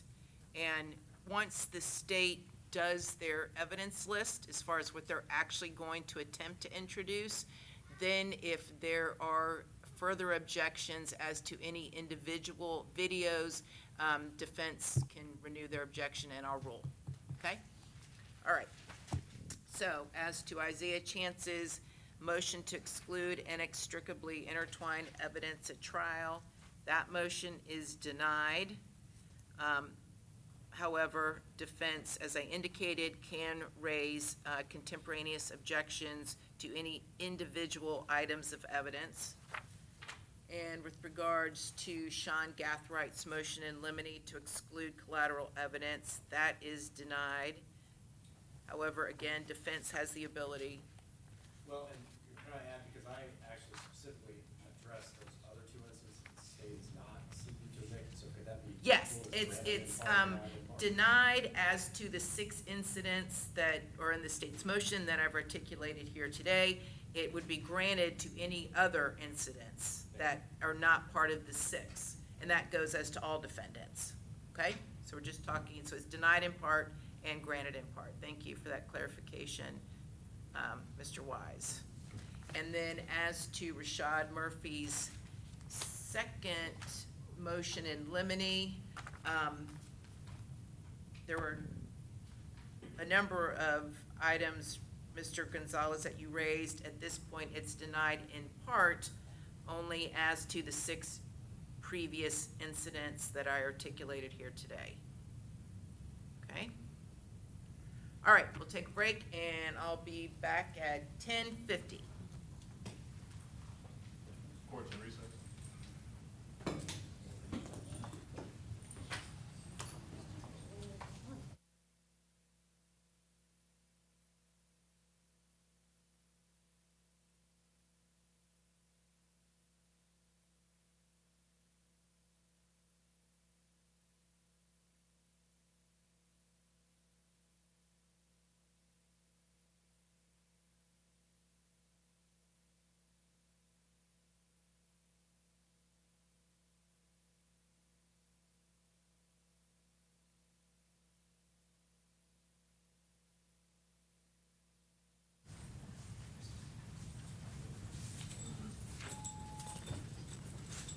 Okay.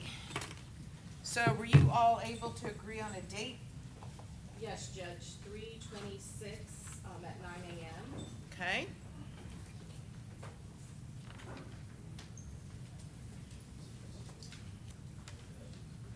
So I am currently available on the 30th of March and the 31st. Also Monday, the 6th, but we pick our jury the 8th, so you guys, I'm sure will be busy getting ready. So you tell me what works best as far as the last round of motion hearings. Probably the 31st, I would think.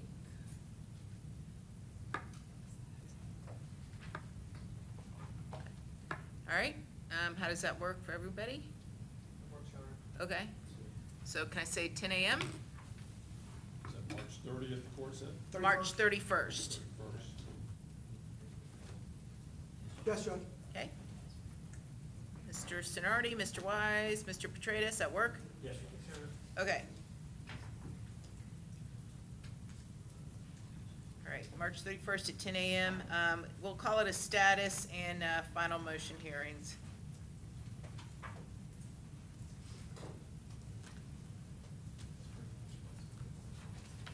And I think my JA is working on the seating chart for jury selection for the 150 where they will be. So I will give that to you all when I see you on the 31st. Okay.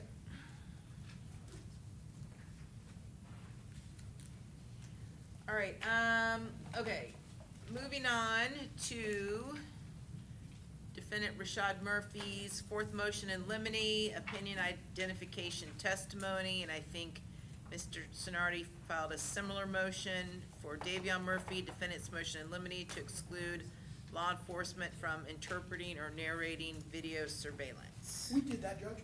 Pardon me? We did that, didn't we? Did, no, I don't think so. no.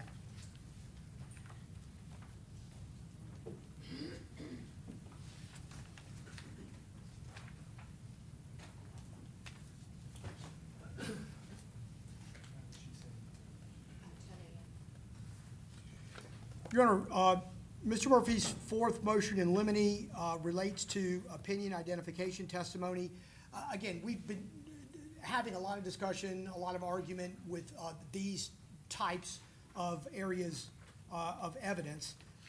The state intends to introduce a large volume of digital media during the trial, surveillance videos of the shooting at various locations, music videos, as the court's aware, some Airbnb footage, surveillance footage from different businesses, surveillance footage from different jurisdictions, Jacksonville, Polk County, Hillsborough County, and again, the state is going to rely on law enforcement, on the detectives to identify Mr. Murphy in any of those recordings in which they believe he's located. In general, Judge, and pursuant to Bentley versus State, a witness can only testify to the identification of someone depicted on social media when the witness is in a better position than the jury to do so. And obviously, it's an age-old proposition, and I cite Bentley at 286 Southern 3rd 912, second district case. And it would suggest that when evidence is such that the witness is in no better position than the jurors to make an identification, then that witness's opinion is inadmissible because it invades the province of the jury.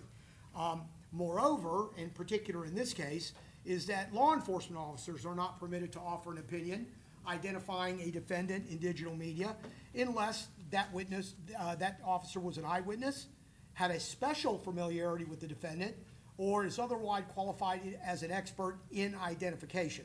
And that's citing Proctor and Charles, which are cited in the motion. It's my belief, Judge, that no member of law enforcement in this particular case, based on depositions that have been taken and evidence that's been elicited in motions, is in any better position than a juror to make an identification in this particular case. In Mr. Murphy's circumstance, I anticipate that, number one, there will be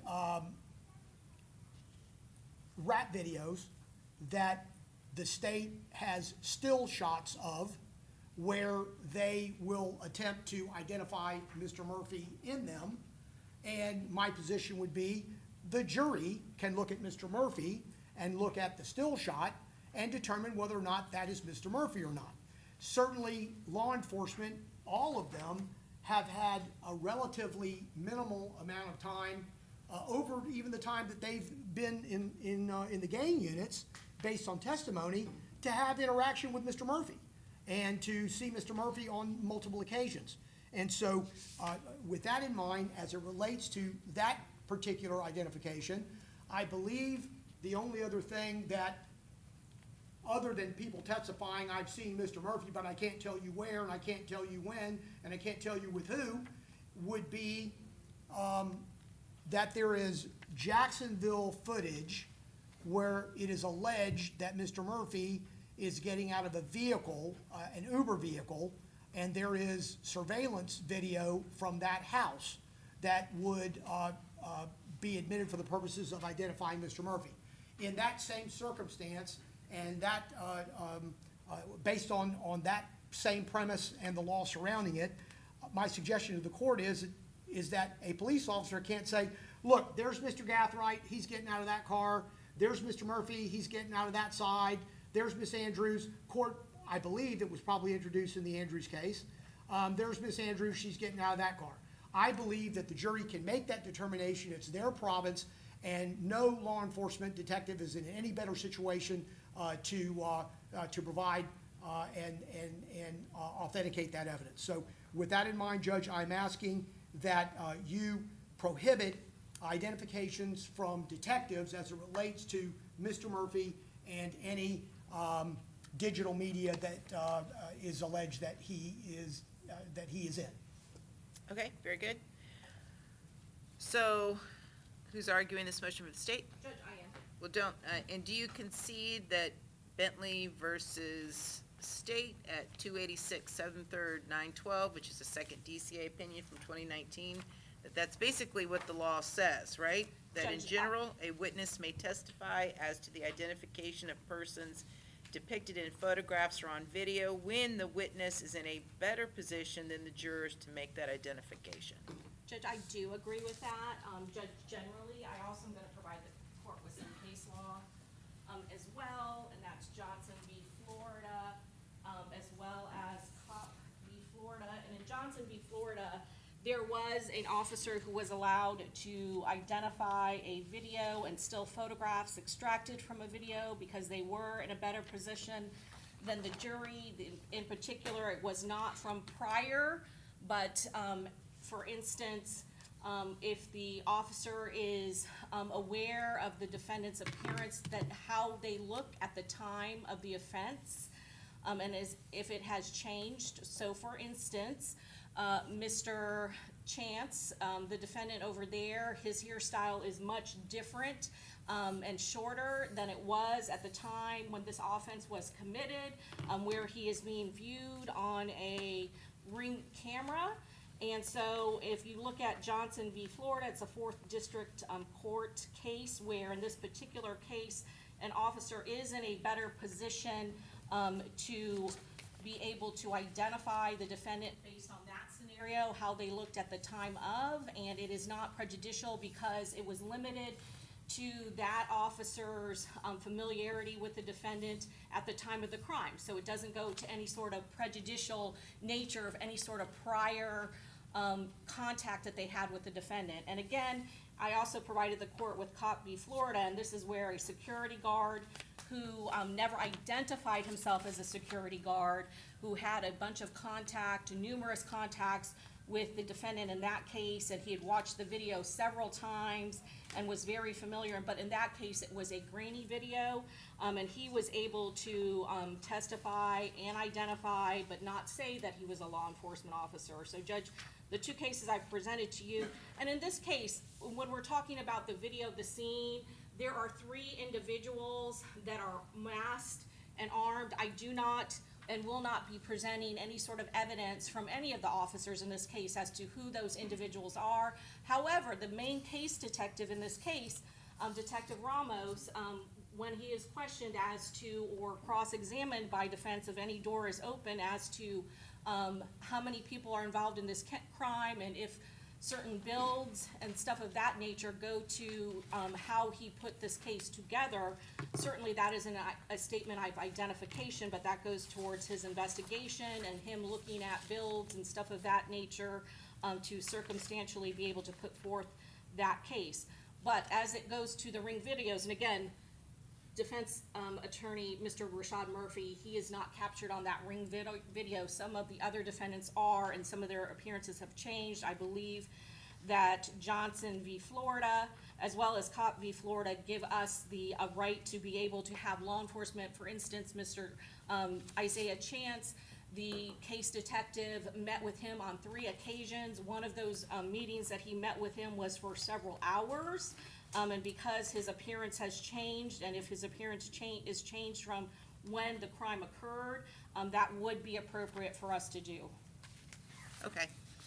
And Judge, as far as the videos and the wrap, again, we do plan on, based on expert testimony, I think, which is separate and different based on part of their job to identify known gang members and studying of videos. And in those videos, there is significant change in appearance as to weight, as to hairstyle. The one that particularly that Mr. Gonzalez is talking about, it was a much older video, so we would want to lay the foundation of exactly when that video was first presented. The defendant had much longer hair and was much thinner at the time of, so we do, again, plan to present expert testimony in that area based on what they were supposed to do and monitor videos, and were tasked with identifying all the individuals within that video based on their expertise. Obviously, it would go to the jury, the ultimate question, whether or not they truly believe that person is in the video. Okay. Your Honor, although I haven't. Hold on, wait. What? I'm sorry, how did you get either misspelling or? Yes, I apologize. When I said Johnson v. Florida, 93 Southern 3rd, 1066, and common spelling Johnsson, and then Kopp v. Florida, KOPP 314 Southern 3rd, 451. Okay, hold on. Judge, although I haven't had a chance to read Johnson very, very closely at this particular time, I would note that I don't believe expert testimony changes the foundation of this case law when they're talking about detectives versus gang detectives, and it's not distinguishing as to whether or not a jury is in as equally as a good position to make an identification. As it relates to Kopp, just looking at it very quickly, I would suggest to the court that it is distinguishable because, as Ms. Doherty said, the videotape is very grainy. It did not provide clear images, and zooming it only worsened it, and therefore, because of that, the witness in that case was allowed to make that identification. And based on what I certainly have seen, I can only tell the court that that is not the circumstance, either in the still photographs that I'm aware of or the video when it's run in real time.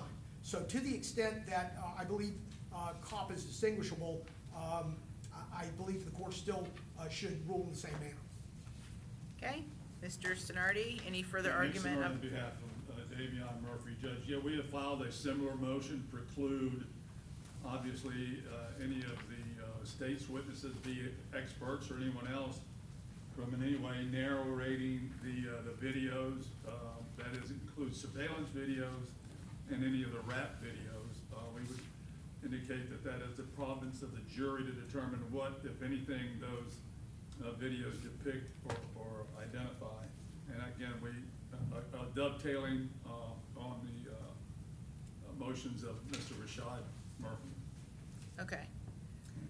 Okay, so, the Judge, state, I'm sorry, I Yeah. didn't know that we were talking about the motion to narrate. Can I just briefly respond to that? that's fine, that's fine, I'm gonna reserve ruling on that part anyway, but, yeah, go ahead.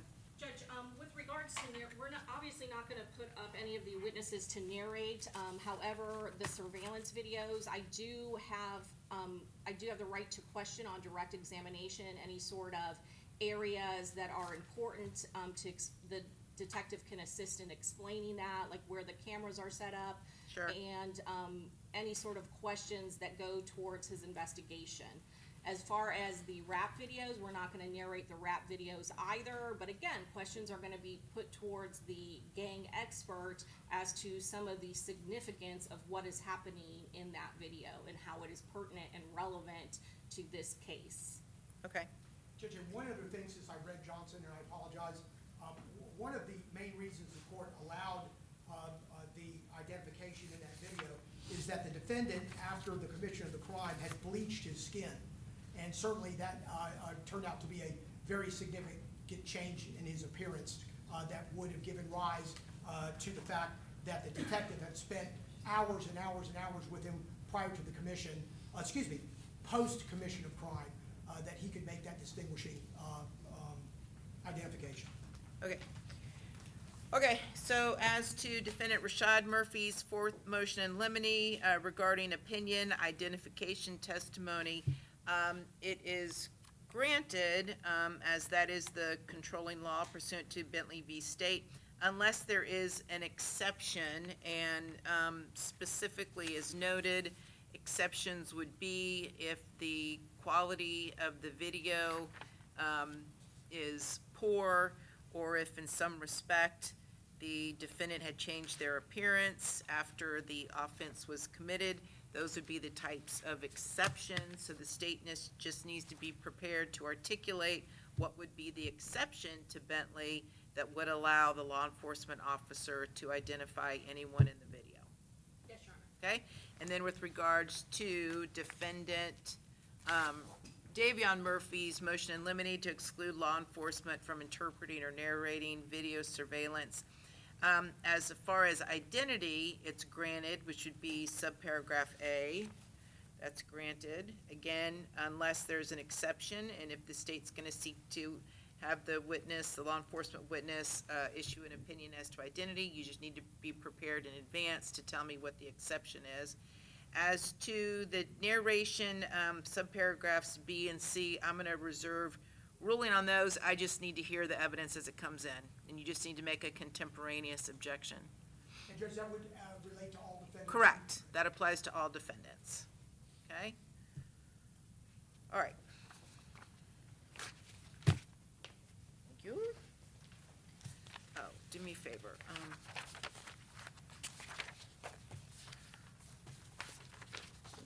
attach these two to the back. Okay, thank you.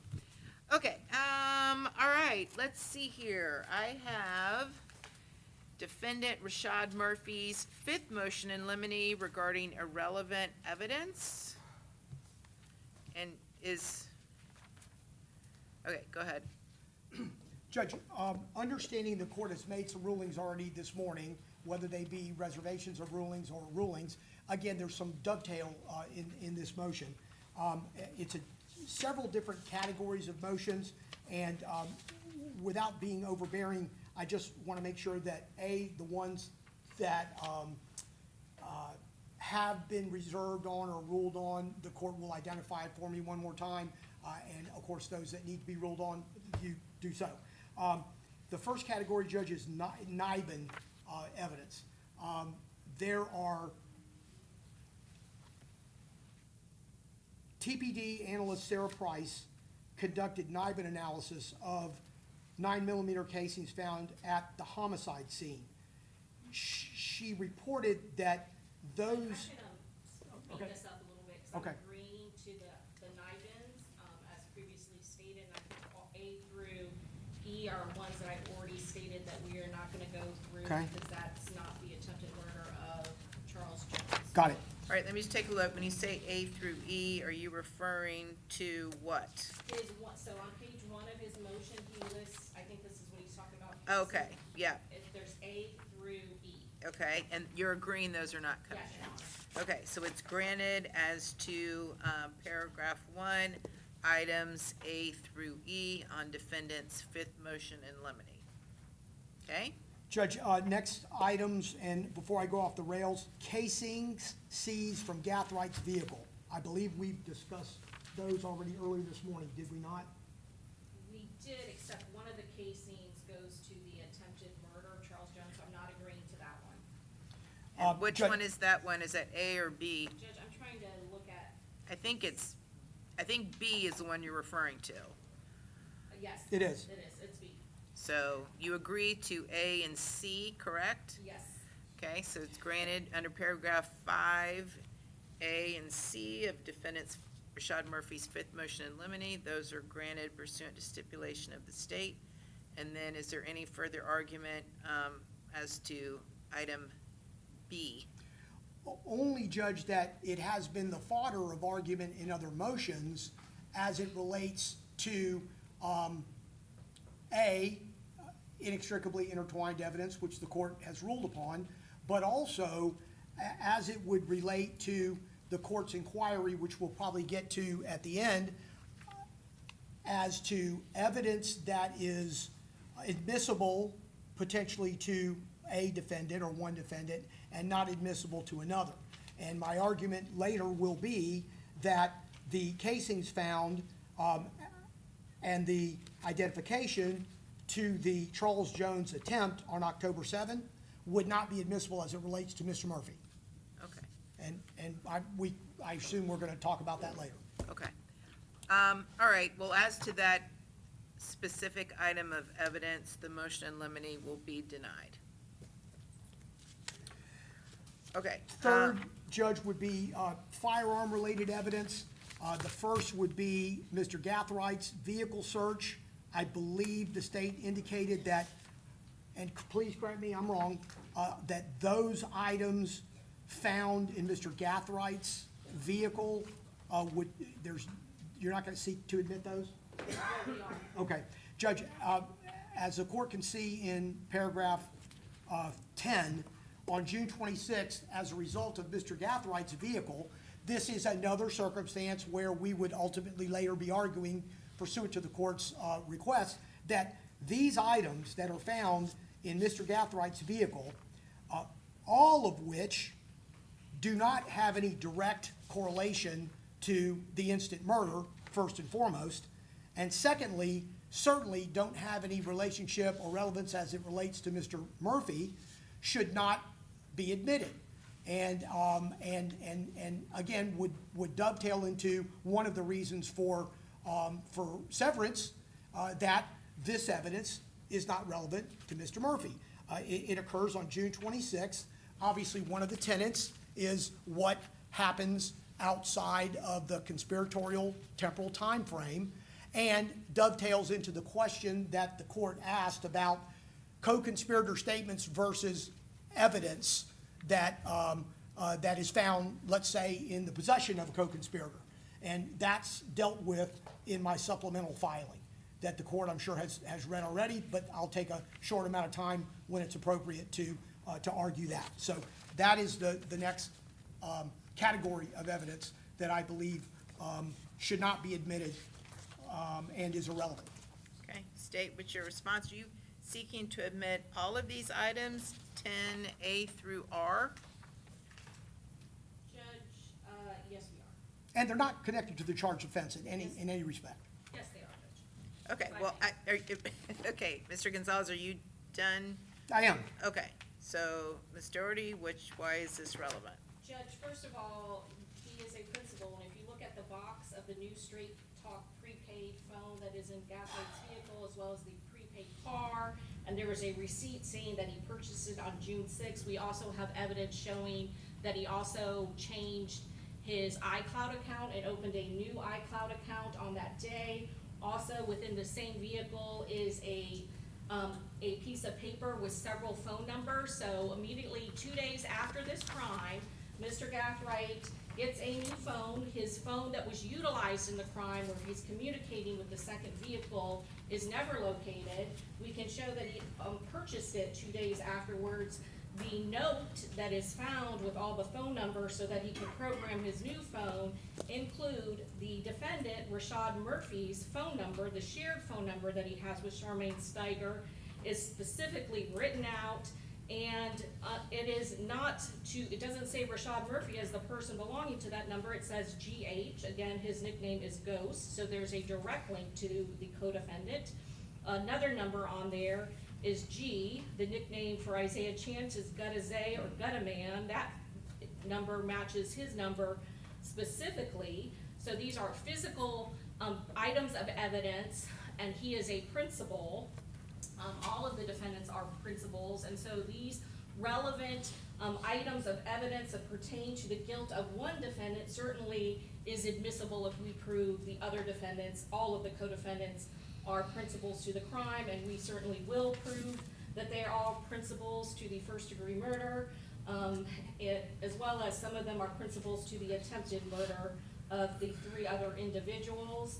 Judge, if we go back to all of these other items, they are relevant to what we know about the shooting. We have video evidence of how this crime occurred, which 2 AR-style rifles were used, and 1 9mm Glock that had a switch on it. And so all of these items that they have listed on there are relevant because they are either fireable in the AR rifles or attachments that could go to the AR rifles that were shown to be used in this crime that was captured on video. And in particular, the Max Tech 9mm ammunition. They say 2 boxes of unused 9mm Lugo. That actually there was a brand, and that was a Max Tech brand of ammunition, which was the exact brand of ammunition of the shell casings left at our scene. So certainly those are very relevant to the crime. And again, principals, they are responsible and are put in the same shoes of each person that we have proven committed and participated in this crime if they did something to assist. So all of these evidence that are listed, that we did not put in everything that was found in the car, but just the items that we believe are relevant to the actual firearms that were used in this particular case. And Your Honor, may I have one moment? Yes.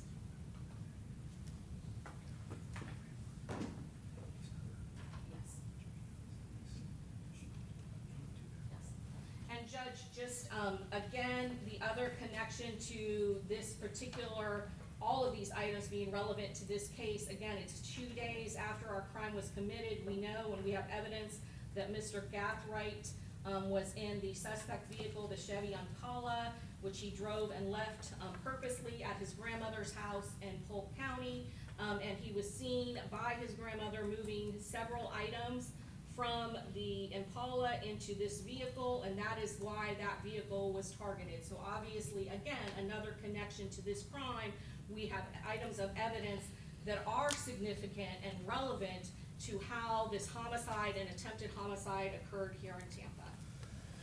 All right. Judge, I would only respond that, again, I don't believe the fact that because the state is setting forth a theory of principles, and because they're setting forth that it's their theory of a prosecution, that this particular phone is a phone that was purchased by Mr. Gathright, not by Mr. Murphy, in order to replace, potentially, as a theory of prosecution, a phone that he no longer wanted anybody to have, doesn't get it any closer to being admissible against Mr.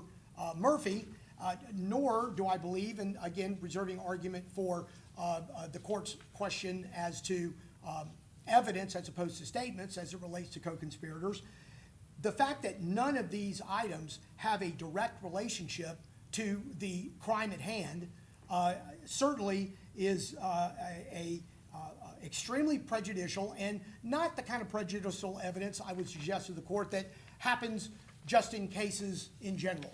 It far is outweighed by its prejudicial value, and that is especially not as much to Mr. Gathright, but as it relates to Mr. Murphy and, quite frankly, any other defendant. Okay. Next, Judge, oh, I'm sorry. Okay, so I'm gonna deny the motion as to paragraph 10, items A through R. All right, next up would be the, paragraph 12, the items from the residential search of Mr.Gathright's residence. Yes, Judge. On the 27th, a day later, Mr. Gathright's home was searched.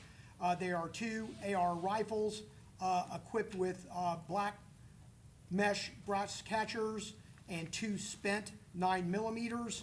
The 9mm were recovered. Oh, they matched casings recovered from the homicide scene, but in a kind of a unique situation, the court might remember, they could not have been fired at the homicide scene because there were the requisite amount of casings found on the 9mm that would have filled the firearm.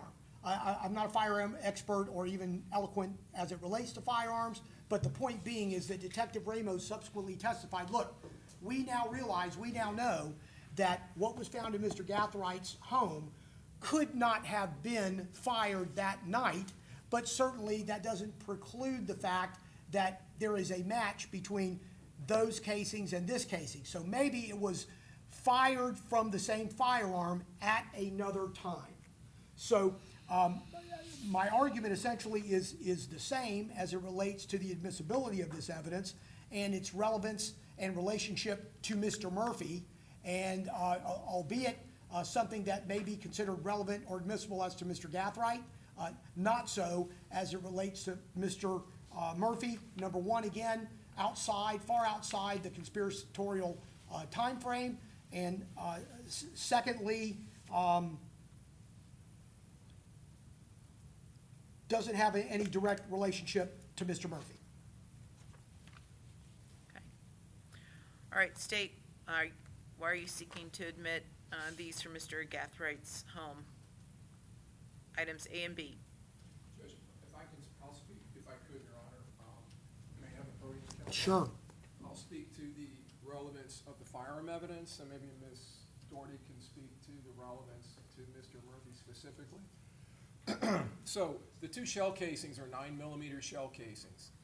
Just like the ammunition found in Mr. Gathright's vehicle, they are Max Tech brand 9mm shell casings. 31 shell casings were found at the scene, 9mm shell casings. All Max Tech brand ammunition. So this is the same brand ammunition. If you recall, in the Andrews case, Bernard De Jesus, who was on scene post-fact and did some interviews, testified, and a predicate was laid to his knowledge and expertise in firearms. And he testified, based on his knowledge of Glock firearms, that the, quote, stick magazine, which is an extended magazine that is utilized in Glock firearms, holds 33 rounds. 31 rounds were found at the scene. These are the other 2, it is the state's theory, additional rounds that, in his opinion, during the trial must have fell into the brass catchers as they were being ejected from the pistol, or may have fallen into the brass catcher on one of the other shooter's rifles that was nearby, because the brass was ejecting in the videos towards the direction of the rifle shooters. So that is the relevance, physical relevance of the evidence. And I can let Ms. Doherty speak to the relevance to Mr. Murphy, Rashad Murphy.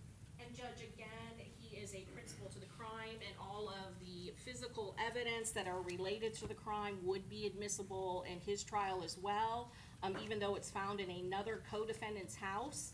It is a part that has ballistically been connected to the homicide. The 2 AR rifles both match the appearance, that are the two AI rifles that are used in this case. There isn't a ballistic or forensic link, because none of those shell casings were left at the scene. So we could not do a comparison, based on that. But we know that they had mesh brass catchers, which we can definitely see that in the video. So it is definitely very relevant, very probative, and the defendant is charged as a principal, and that evidence certainly would be admissible in his case as well.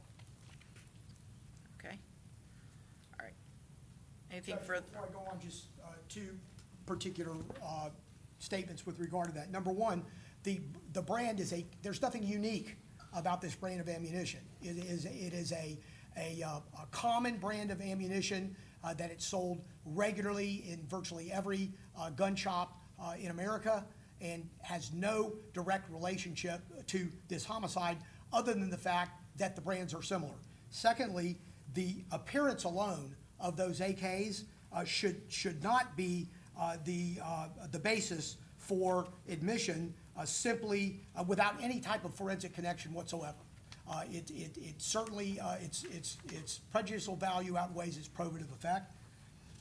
And that's what I would say with regard to those items in Mr. Gathright's residential search of 627. Okay. I'm going to deny the motion as to items 12A and B. Their probative value outweighs any prejudicial effect. Okay, moving on to the items recovered from the search of Isaiah Chance's home. Judge, on the 27th, the same day, soon thereafter, or simultaneous with Mr. Gathright's residential search, Mr. Chance's residence was searched. There was a Glock 9mm with an extended magazine, some ammunition, Generation 5 Glock ammunition, notes that detail how to utilize, I guess, a Glock switch. None of the evidence seized from Mr. Chance's residence, to my knowledge, had any evidentiary connection to the charged offense or to Mr. Murphy. And for those reasons, Judge, and essentially with regard to the same argument, except for the fact in this particular case, I think it's one step removed from items found in Mr. Gathright's possession, home, or car, and that is that these items have no direct evidentiary connection. Okay, state, why are these admissible as being relevant? Judge, I'm agreeing to the Glock 9mm pistol with extended magazine and the box that it belongs to, because we did compare it to our shell casings, and it was determined not to be the Glock that we're looking for or that was used or licensed in this case. I am going to object to the notes detailing the Glock switches in the notebook, because in this particular case, one of the assailants was using a Glock that had a switch on it, so I do think that that is relevant to this case. In another video, a ring video where they are loading up right before they come to Tampa on June 22nd of 2024, Isaiah Chance can be seen to have in his possession what appears to be a firearm with a switch on it. So it is relevant to the case, especially when we have video footage at the scene, and based on the scene as well as the projectiles that were left behind, we know that we are dealing with a Glock switch firearm. And when it says notes detailing Glock switches in a notebook, what is it? Judge, there's so much evidence of this case. I would like the opportunity, I don't want Are to they mislead handwritten? you. Okay, you just don't know. Judge, I don't know, I can't remember specifically, but I can't, it's been a while since the last trial. Okay. Mr. It seems like it may have been something printed off the internet that showed the dimensions of the Glock switch and how to install it. That's my memory, but I would like to check. Okay, I'm gonna reserve ruling on that one, which is C, and what about a box to a Generation 5? Granted, Judge, the state stipulated that. You stipulate? Yeah, Judge, we know that the Glock Okay. and the particular one that was located is not the Okay. gun. Yes. So paragraph 14, items A and B, the motion's granted. Item 14C, I'm going to reserve ruling just to give the state a chance to clarify what exactly it is, and then we'll go from there, what the notes are. Okay, moving on to the bully down poster. Yes, Judge. During the course of the search of Mr. Chance's room or a house, in his room, there was a homemade poster that signified the phrase bully down. Bully down, according to testimony by the detectives, is again, gaining that knowledge through the same manner in which they gain the majority, if not all, of their information in their day-to-day activities, is allegedly a subset. Bully down is a subset group of the gang. And whether they're suggesting that Mr. Chance is Bully gang is a subset of 6 Block. So, bully gang is a subset of 6 Block, potentially, allegedly adversary to Mr. Chance, and these are bully down. And the suggestion, and I assume the testimony is going to be, that signifies a diss, or that signifies that bully goes down, something of that nature. Again, they're saying it's in direct disrespect aimed at Foolio or at Charles Jones. Again, under most of the same theories I've been arguing, that Mr. Murphy has no connection. There's been nothing to suggest that Mr. Murphy had anything to do with making that poster, with aligning with that particular mentality or statement, if it's just a creative statement based on the word bully down, and that although the state alleges a conspiracy, again, we're back to the same conspiratorial window, and whether or not items and acts are different than conspiratorial statements.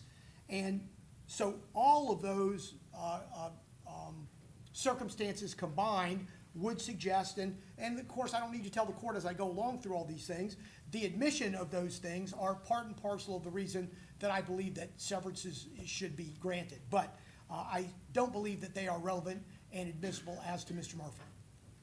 Okay, state, what's your response? Why is this admissible? Judge, it is a poster that they find, which the expertise from the gang will show that this particular, it's kind of a thumbs down poster in reference to the bully gang, the subset of 6 Block. Not only do we have the expert testimony as to what that means, we also have the interview with Isaiah Chance where Detective Ramos specifically asked him about that sign, and there is some acknowledgement on his part, because he starts kind of laughing, acknowledging that they had that, as well as particularly with Rashad Murphy and those videos. We had taken still shots from the videos that certify him as a gang member. He is making that same bully down symbol, the thumbs down kind of symbol, in reference to that particular gang. So there is all kinds of connection, Judge, as to the relevance of that located again in a co-defendant and principal to this case. And is it your position that the evidence of this poster would be admissible against all of the defendants? Yes, Your Honor. Okay. All right, I'm gonna deny the motion. Next step would be the Walmart cell phone purchase. Yes, Judge. In the 24 hours before Mr. Jones's murder, the defendant purchases several items on video from a Jacksonville Walmart, including a prepaid cell phone. Initially, Detective Ramos testified that he believed that this defendant purchased that phone in order to use it during the course of the homicide. Later, however, he confirmed and testified that the purchase of that phone was entirely unrelated to what he originally thought. The phone itself and the purchase of the phone has no relevance to the charged offense, especially as it relates to Detective Ramos's testimony. And the admission of the phone would create a risk that would invite the jury to draw some type of, unproven and unsupported evidentiary link between Mr. Murphy and Mr. Gathright simply because of the nature of two straight talk phones being purchased by two individuals who are alleged to be principals to this particular crime. And it would infer a propensity unrelated to any materiality that this phone has, especially after further explained by Detective Ramos under oath. Okay, State, White. I'm in agreement with that. Although we are still going to present evidence of Walmart and what the defendant was wearing. And Right. there is a photograph that shows the phone, that we do not intend to, introduce based on or mention the reason of the phone, but the reason that it is necessary is because there is a black boot, that is, definitely identifiable in that photograph, as well as the rest of his clothing, is, pertinent to this case and what he's wearing. But we're not gonna go into the specifics of purchasing the cell phone or what it was used for. I think that based on their investigation, they did discern and learn that it was gonna be smuggled into a jail, and we're not gonna go there. Okay, so it's granted. Judge, lastly, there are still images on Mr. Murphy's phone. The court is going to do a written order with regard to the motion to suppress the cell phone. Certainly if that were to happen, this would be moot. To the extent that the court denies that motion, a full extraction of Mr. Murphy's phone was not possible because law enforcement damaged the phone without intent, but nonetheless damaged the phone while it was in their custody. And they were only able to get a manual review and extraction from that phone. The screenshots, there were screenshots that were extracted from that phone, 4 of them. Number one, on June 19th, at 1:29 p.m. Eastern, there was a screenshot of a homicide scene that a Young and Ace song was tagged. Again, without getting into the many number of different ways in which that image in and of itself, and then the song in and of itself could have gotten on that phone, that's a story for potentially another day. But it's that image, number one. Number two, a day later on the 20th at 11:02 p.m., there's a photo of 2 rifles that were documented. They are similar to those used in the homicide, but they are not tied to the homicide in any way, shape, or form other than their appearance. June 22nd at 3:09 a.m., there's a photo of a bag, and I assume, again, this is a bag showing a Straight Talk wireless phone, the phone charger, the packs of cigarettes. These are things that were purchased at Walmart. If the state is on the same vein, I suspect they may say, okay, we're not going to use that, but the photo itself, because of the boots that are being worn in the black pants, certainly is relevant. I'll let them argue as to that. On the 22nd, also at 7:26 p.m., there's a screenshot of a text message conveying instructions on how to enter the prison and retrieve a Walmart bag. I would suggest for the same legal basis that I have argued previously that these photos, screenshots, pictures are inadmissible. There's no evidence to establish the identity of the people who originally posted those images to social media. And even if authenticity could be determined, the images that are unrelated to this particular homicide have no relevance. I go into a little bit further argument as it relates to the tagging aspect, and essentially the tagging of that song, although we can't suggest that Mr. Murphy had anything to do with that. In addition to Young and Ace being a gang member pursuant to testimony from gang detectives, he also is a labeled artist that gets millions and millions and millions of views with regard to all of his different songs. And they are not all drill videos, and they are not all videos that troll or disrespect other people. It is an entire litany of a music catalog.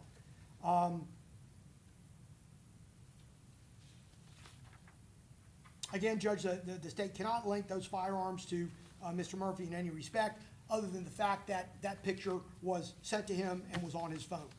And in that light, Judge, I would ask the court to prohibit their admission. Okay, state, are you seeking to admit paragraph 26, items A through D, and if so, why? Yes, Judge.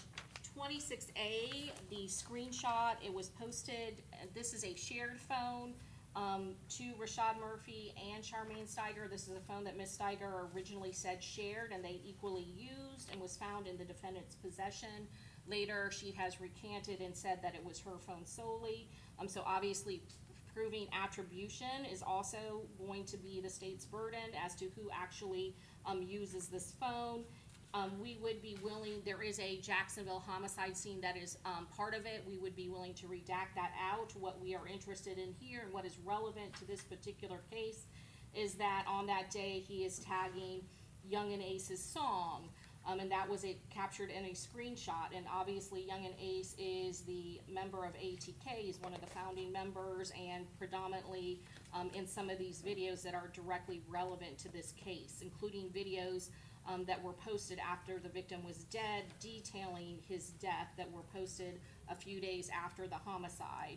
As to B, as to the photos of the two rifles, they are sent June 20th of 2024 is the timestamp that is in the defendant's shared phone. Again, these two phones match the appearance of the rifles that are used in this case. And there is another connection to Sean Gathright. That same photo is found in Sean Gathright's phone. So that is very relevant, highly probative, and outweighs any prejudice significantly. On June 22nd, that photo, again, we're not interested in the phones and anything else in it, but that is the one photo that we have. It's not really discernible in the video footage from the Walmart of the type of boots that he's wearing, and he's wearing black combat boots. That and everything else that he's wearing matches one of the armed mass shooters in our case, and this is a day before the homicide occurs. And D, June 22nd, the screenshot of text messages with instructions to prison security gates, we are agreeing not to go into Okay. that. Okay, Judge, I only have one short sure. 2-second rebuttal, and that would be as it relates to item A, Judge.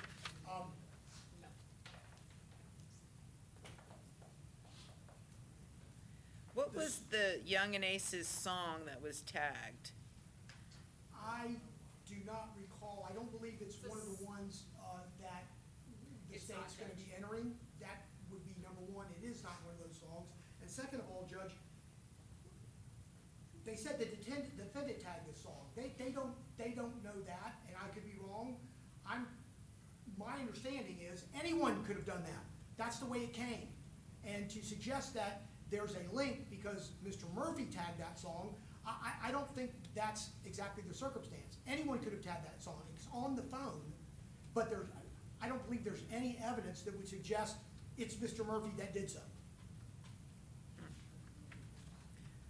Okay, so just so I'm trying to understand exactly what this is, it's a screenshot on Mr. Rashad Murphy's phone that depicts a homicide scene with the Young and Aces song tagged as part of the depiction of the homicide scene? Yes. Is that And it's kind of a correct? faraway Judge, shot, Judge. we can show you on our computer if you want to yeah, let me just.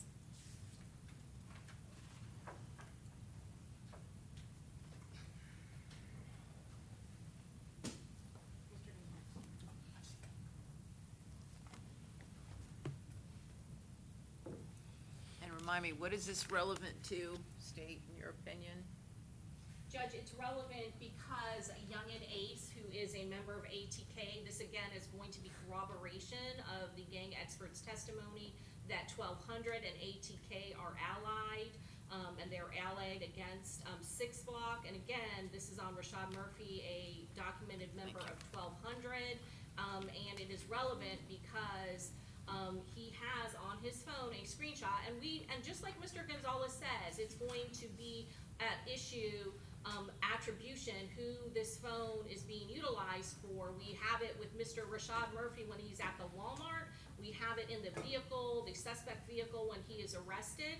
And of course, it never comes to Tampa. So this is a shared phone between him and his girlfriend, Charmaine Steiger. But obviously, with the additional other information that is located on that phone that is relevant to this crime, any sort of connection to the gang is important and probative. But again, this is I know we are not suggesting this Jacksonville murder. We have been explained that it is a Jacksonville youth that is depicted in that picture. We would redact that out. We're not going to go there. I am more interested in the fact and that Youngin Ace's song is specifically tagged and is screenshotted on his phone. By someone and could have gone to tens, if not hundreds of thousands of people as well. All right, I understand. That kind of goes more towards, again, weight.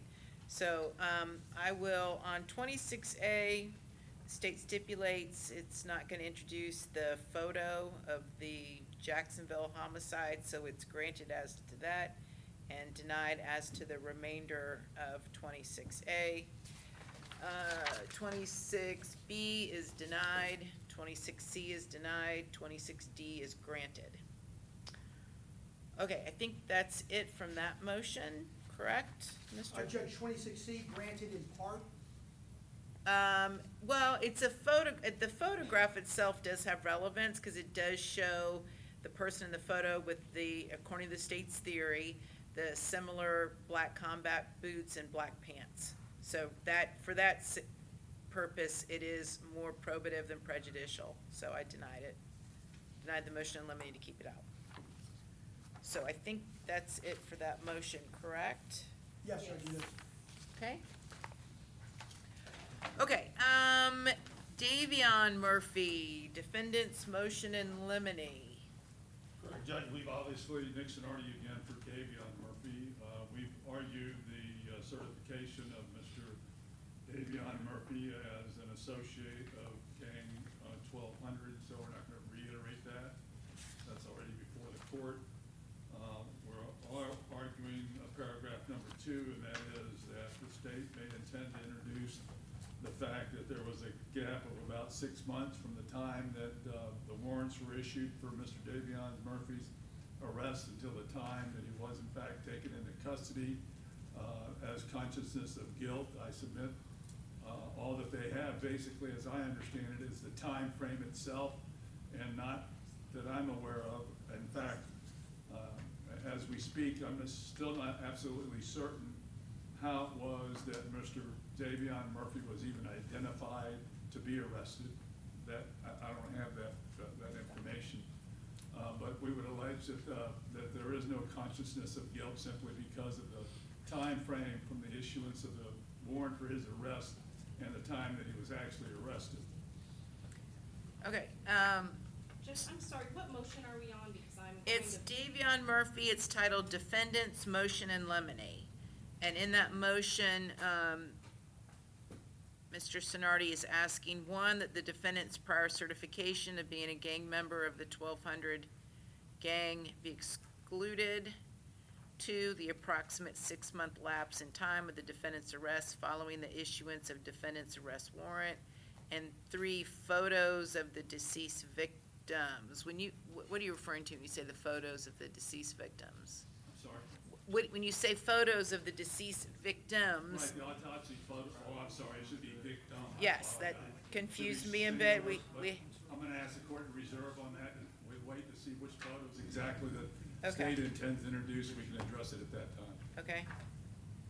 So are you now with me on what motion this is? No, Judge, I don't think I have that one, actually, but I can, if we go one by one, I'll be able to respond. So the first one is the defendant's prior certification of being a gang member of the 1200 gang. And are you, you talking about a gang expert testifying as to Mr. Davion Murphy being previously certified before he went to prison? Is that what you're referring to? Well, that certification expired because of there's a 5-year lapse, so now he's been designated in some Yeah. manner, allegedly as an associate with the 1200 gang. Okay, so State, do you agree as far as the prior certification?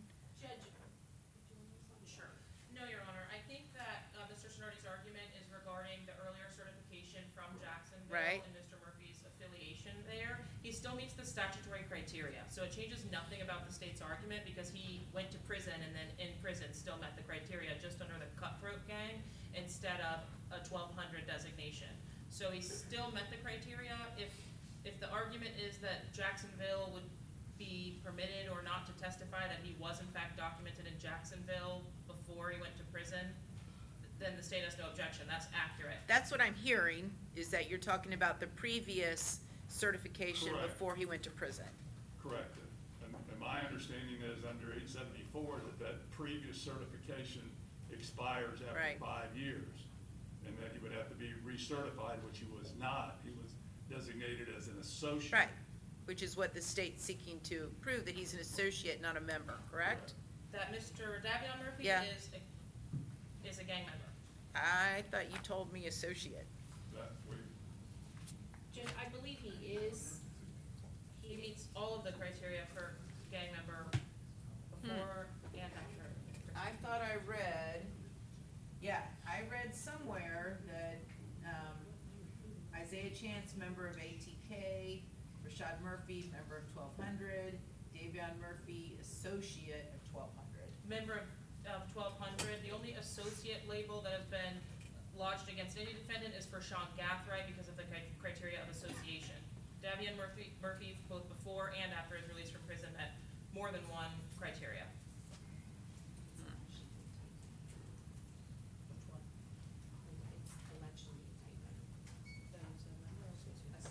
Yeah, the yes. In the indictment?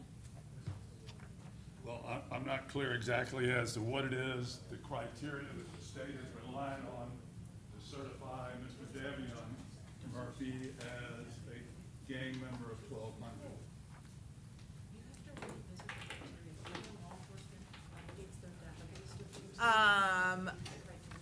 Yeah, I don't know, I can't recall now where I read that, because I had made a note a while ago, that the state was seeking to prove that Rashad Murphy and Isaiah Chance were members and Davion Murphy was an associate.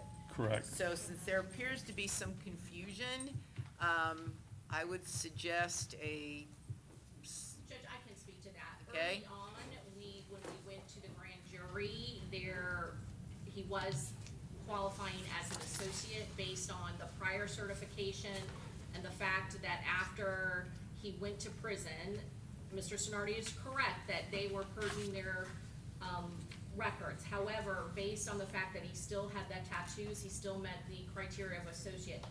Mr. Harmon has uncovered some Department of Corrections that we are working to get the STAR report, which shows that he still, even when he went in prison, was connected to a gang.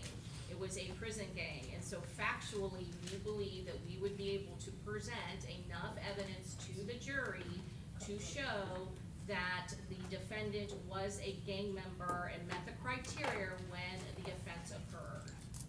Well, correct, we don't have that evidence, that, I Right. understand what the state's intentions are at this juncture, but right? we do not have that. We do in fact have multiple Okay, factors it's from the supposed to be gang. one attorney per motion, just so you all know, so.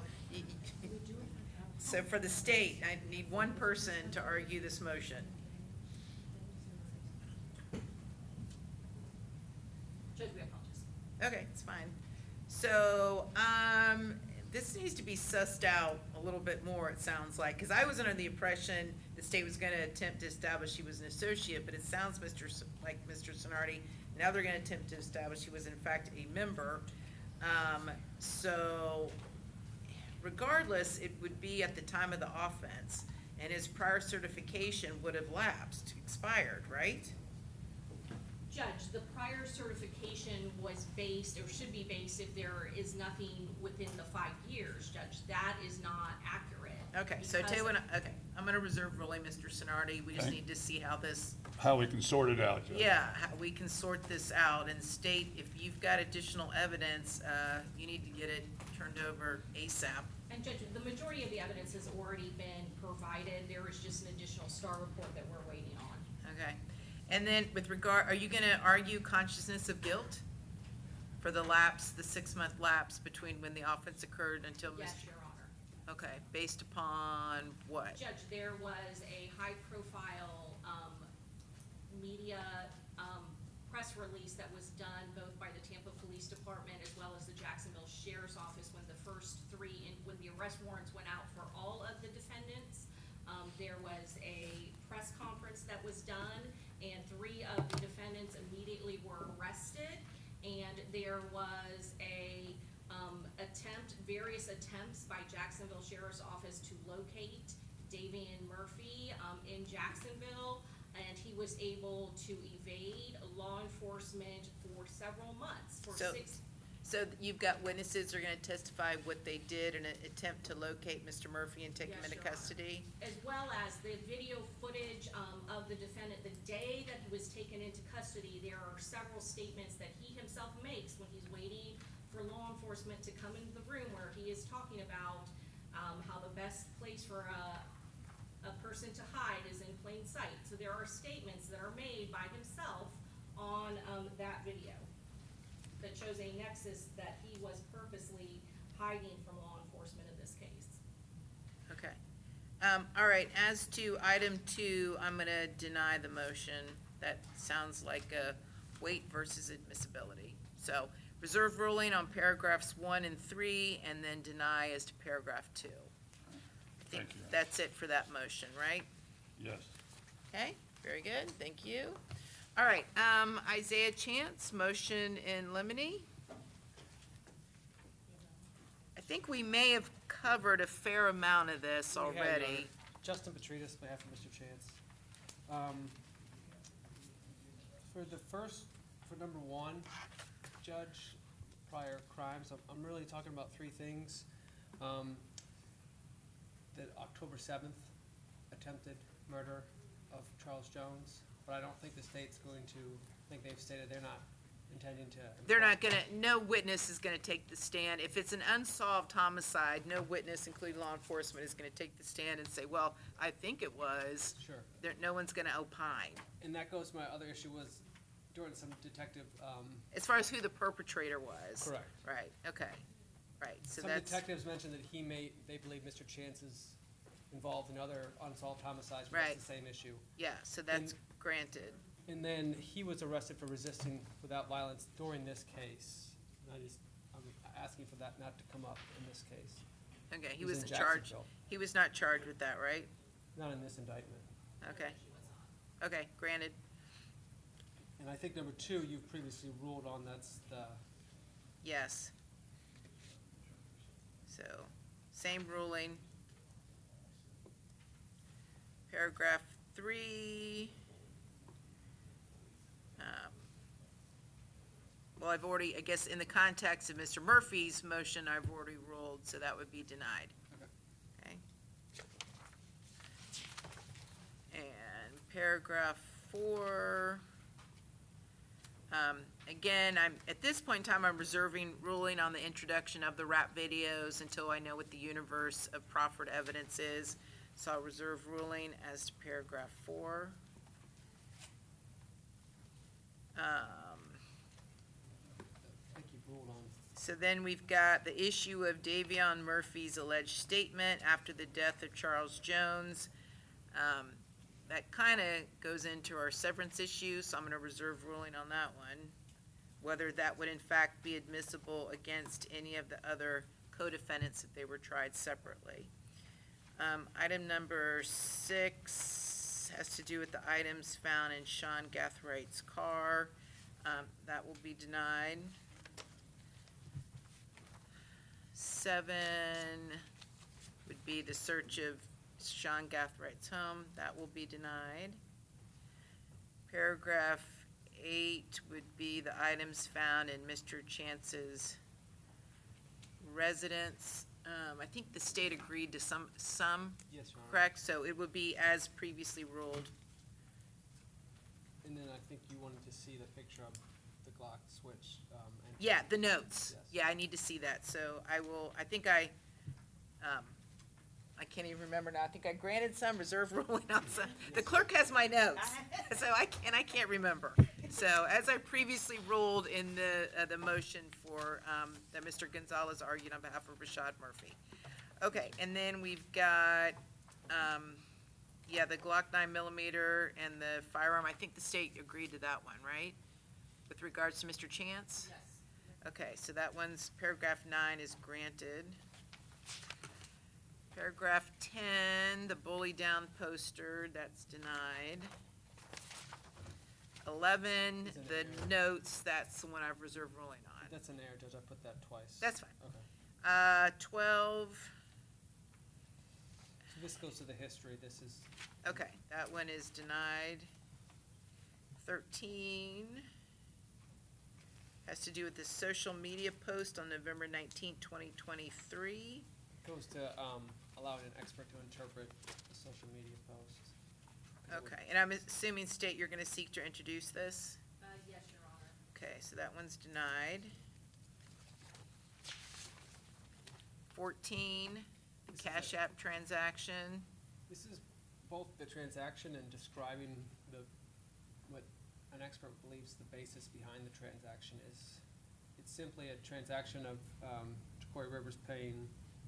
as Right, a- this is for the Airbnb though, right? Yes. Okay, right, so, Jacory Rivers is not gonna testify.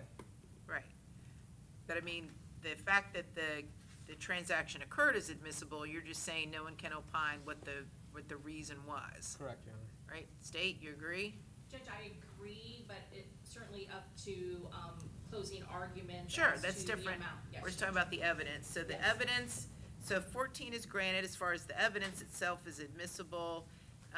I'm sorry, it's denied as to the evidence, it's granted as to any, the admissibility of the evidence is denied, but it's granted as to any opinion for why the transaction occurred.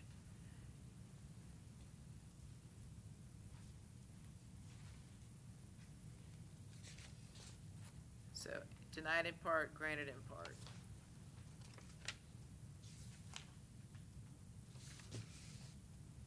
Okay, 15, You may have already ruled on this in general, yeah, just opining on phrases. unless it's being offered, unless the opinion is part of, expert opinion, right? Yes, Your Honor. Okay.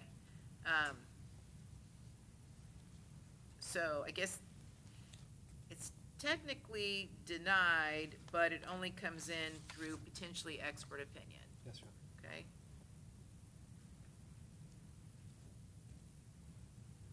Let me just make a note.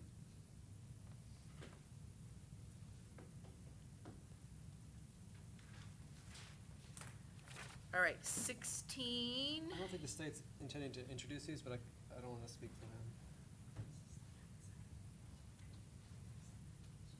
Communications between Andrews and Chance.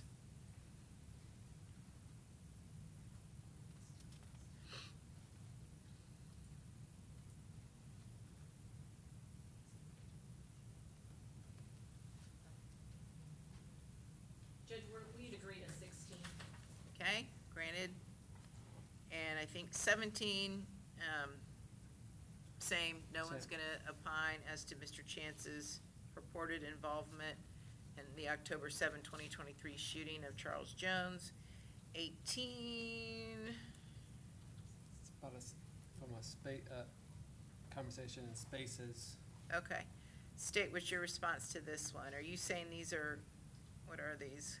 Judge, those are relevant, Judge, and we would object. That is the conversation that happens a couple of weeks right before a homicide where he is, and actually not only are the public watching this, but law enforcement is actually watching it and recording it, and that is when Charles Jones is having a conversation with our victim, asking about his foot. The October 7th of 2023 attempted murder that is also tied ballistically to this case. The victim was indeed shot in his foot. So that is relevant, as well as, again, the co-defendants in this case. When that is happening, Sean Gathright is receiving a message from Rashad Murphy where there is dialogue concerned about this happening on X because they have bigger plans. So certainly that is relevant and probative to this homicide. Okay, 18 is denied. 19, Did, I understand Mr. Howard's gonna testify, and obviously he could testify, Judge, I but think that was 18. I'm yeah, sorry. 18 denied. We're moving on to 19. I just don't, we're just asking that he not be allowed to opine on what Mr. Chance meant by something Mr. Chance said to him, allegedly. Okay, state what's your response? Judge, we know that he could not comment on the defendant's state of mind, but certainly he can give his opinion as to their conversation that they were having. Sure. So it's granted as to, and Mr. Howard opining as to Mr. Chance's state of mind. Okay, 20, again, this would seek to exclude Mr. Howard giving opinion testimony regarding social media posts allegedly made by Mr. Chance after the murder. State, what's your response? Hold on one second, Judge. Judge, we, again, are not going to ask him, what Mr. Chance or the defendant, what he may have meant, but certainly he can testify as to seeing the post and the relevance, and the effect on the listener, how it was pertinent to him. Okay. So it's granted as to opinion testimony. Okay. You can't, again, opine as to Mr. Chance's, what he was in, what it meant when Mr. Chance posted what he did. He can testify to the facts. Okay, and then 21, any allegation, mention, inference, or indication, whether through witness testimony, picture, or attorney statements to the jury regarding Mr. Chance being the mastermind. Is the state gonna argue he's the mastermind? Judge, I do think based on the evidence as well as, Judge, I do believe that is appropriate for closing argument as long as it's based on the evidence that we produced during the trial.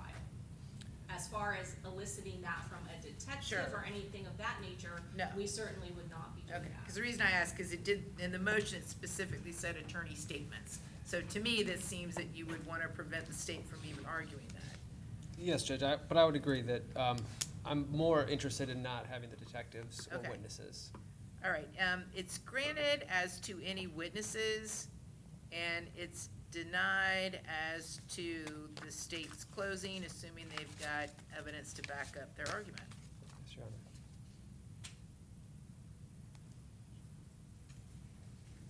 Honor. Okay, that's it for Mr. Chance's motion and limine.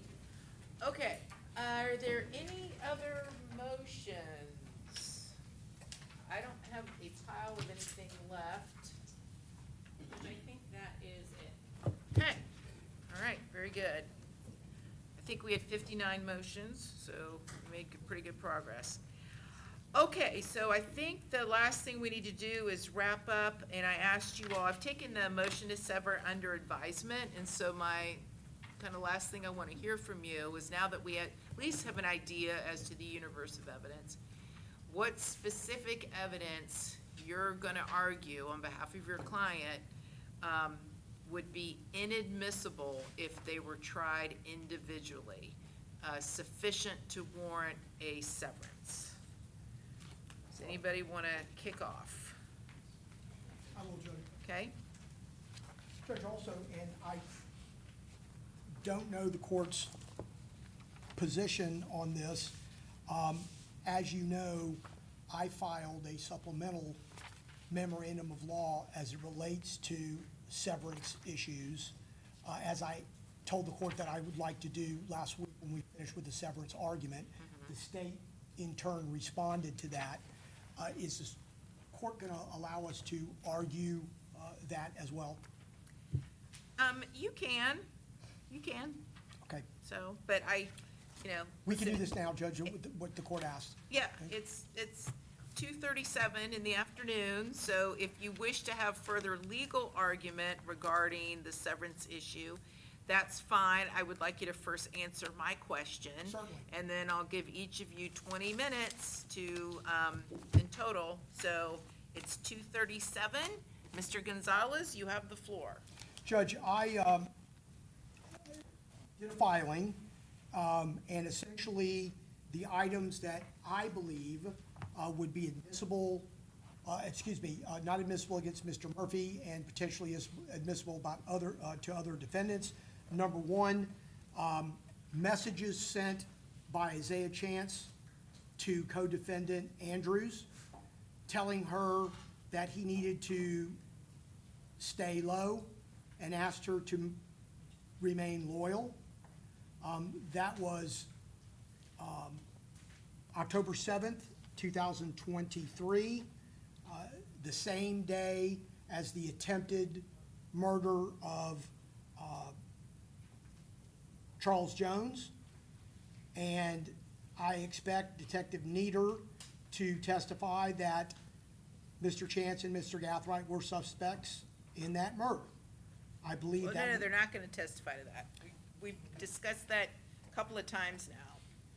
No one's going to opine who the suspects are. And whether or not it's admissible to Mr. Chance, I would suggest that if it is, it's not admissible to Mr. Murphy. Next would be, Judge, on, Because why? because number one, it's outside the scope of the conspiratorial timeframe. Number two, it's not relevant as it relates to Mr. Murphy. What Mr. Chance indicated to Ms. Andrews about that particular incident, well, even if it relates to that particular incident, we don't even know if that statement relates to that incident. That would be the state's theory of prosecution. But in any event, it certainly would be impactful, would be a minimizing word as it relates to what the jury could, the road they could go down considering what effect it may have on Mr. Murphy. Okay. So, All right, very good. as it relates to two, that would be the recorded social media video where Mr. Chance is addressing Mr. Jones on X, saying, "Hey, Foolio, your foot okay, cuh? I got bigger fish to fry." Again, this, referring presumably, theory of prosecution, to the attempted murder on October 7th. It would be the same theory, the same reason for inadmissibility, may be admissible to Mr. Chance, and I believe not admissible to Mr. Murphy for the same reasons. And that was that date also October 7th? That date was June 6th of Oh, 2024. okay. Okay, Next, Judge, would be all items, but specifically, and the court's already ruled them to be admissible in general, and that is shell casings that are, and all items, for that matter, that are found in Mr. Gathright's vehicle at the time of the search on June 26, 2024. And again, all of these incidents, Judge, are post-conspiratorial, and ballistic comparison suggests that those casings match the October 7th attempted murder of Charles Jones. May impact Mr. Gathright, may impact Mr. Chance. Again, the same theory as it relates to the spillover, as to the thoughts that a jury may have as to Mr. Murphy's involvement. And I believe that would require severance. Same as it relates to all of the items on June 27th, post-conspiracy. The items, the physical evidence found. Yes, items of physical evidence in both circumstances. 26th and 27th as it relates to Gathright's residence and Gathright's vehicle. Next, Judge.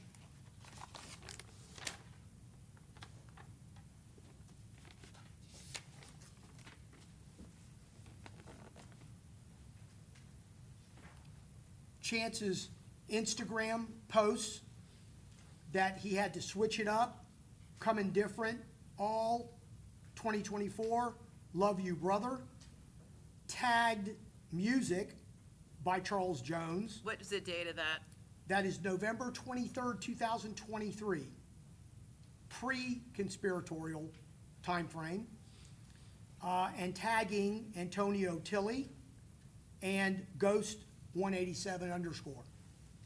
Detective Nieder, I believe, will testify that in his opinion, Chance was upset with ATK because they didn't get a get back for Tilley's murder in October of 2023, and that he had a falling out with ATK and was now associating with 1200, and then Detective Nieder opining that Ghost 187 is Rashad Murphy.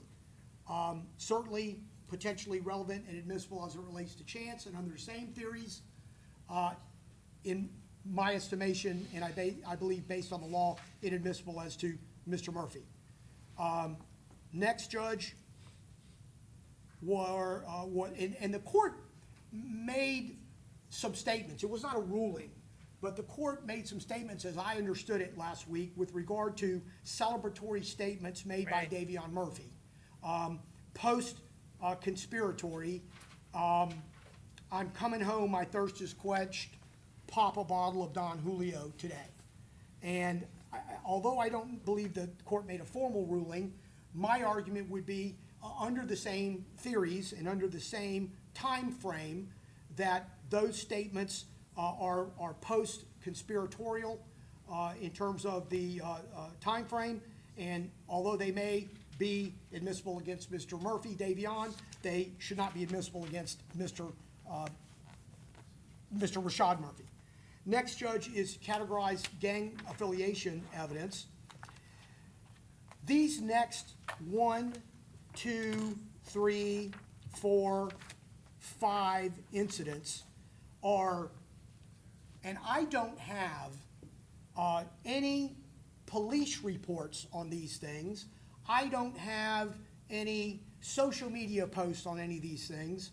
I don't have any pictures of any of these things. I don't have any videos of any of these things because they appear in Isaiah Chance's gang documentation FIR. So it is an evidence, and to the extent that the state would seek to introduce all of these varying pieces of evidence that I believe may be relevant to Isaiah Chance, number one, to maybe segue into a gang certification or documentation, or as some type of inextricably intertwined evidence. I don't know under what theory, but the only thing I have, and it's very detailed as to its generalities, there are no actual documents that we have been provided because I don't know that they exist. This is the FIR regarding Mr. Chance. For all of those same theories, and the dates are March of 24, July of 23, February of 24, December of 23, March of 24, all in that same time frame, which certainly is all extensively pre-conspiracy.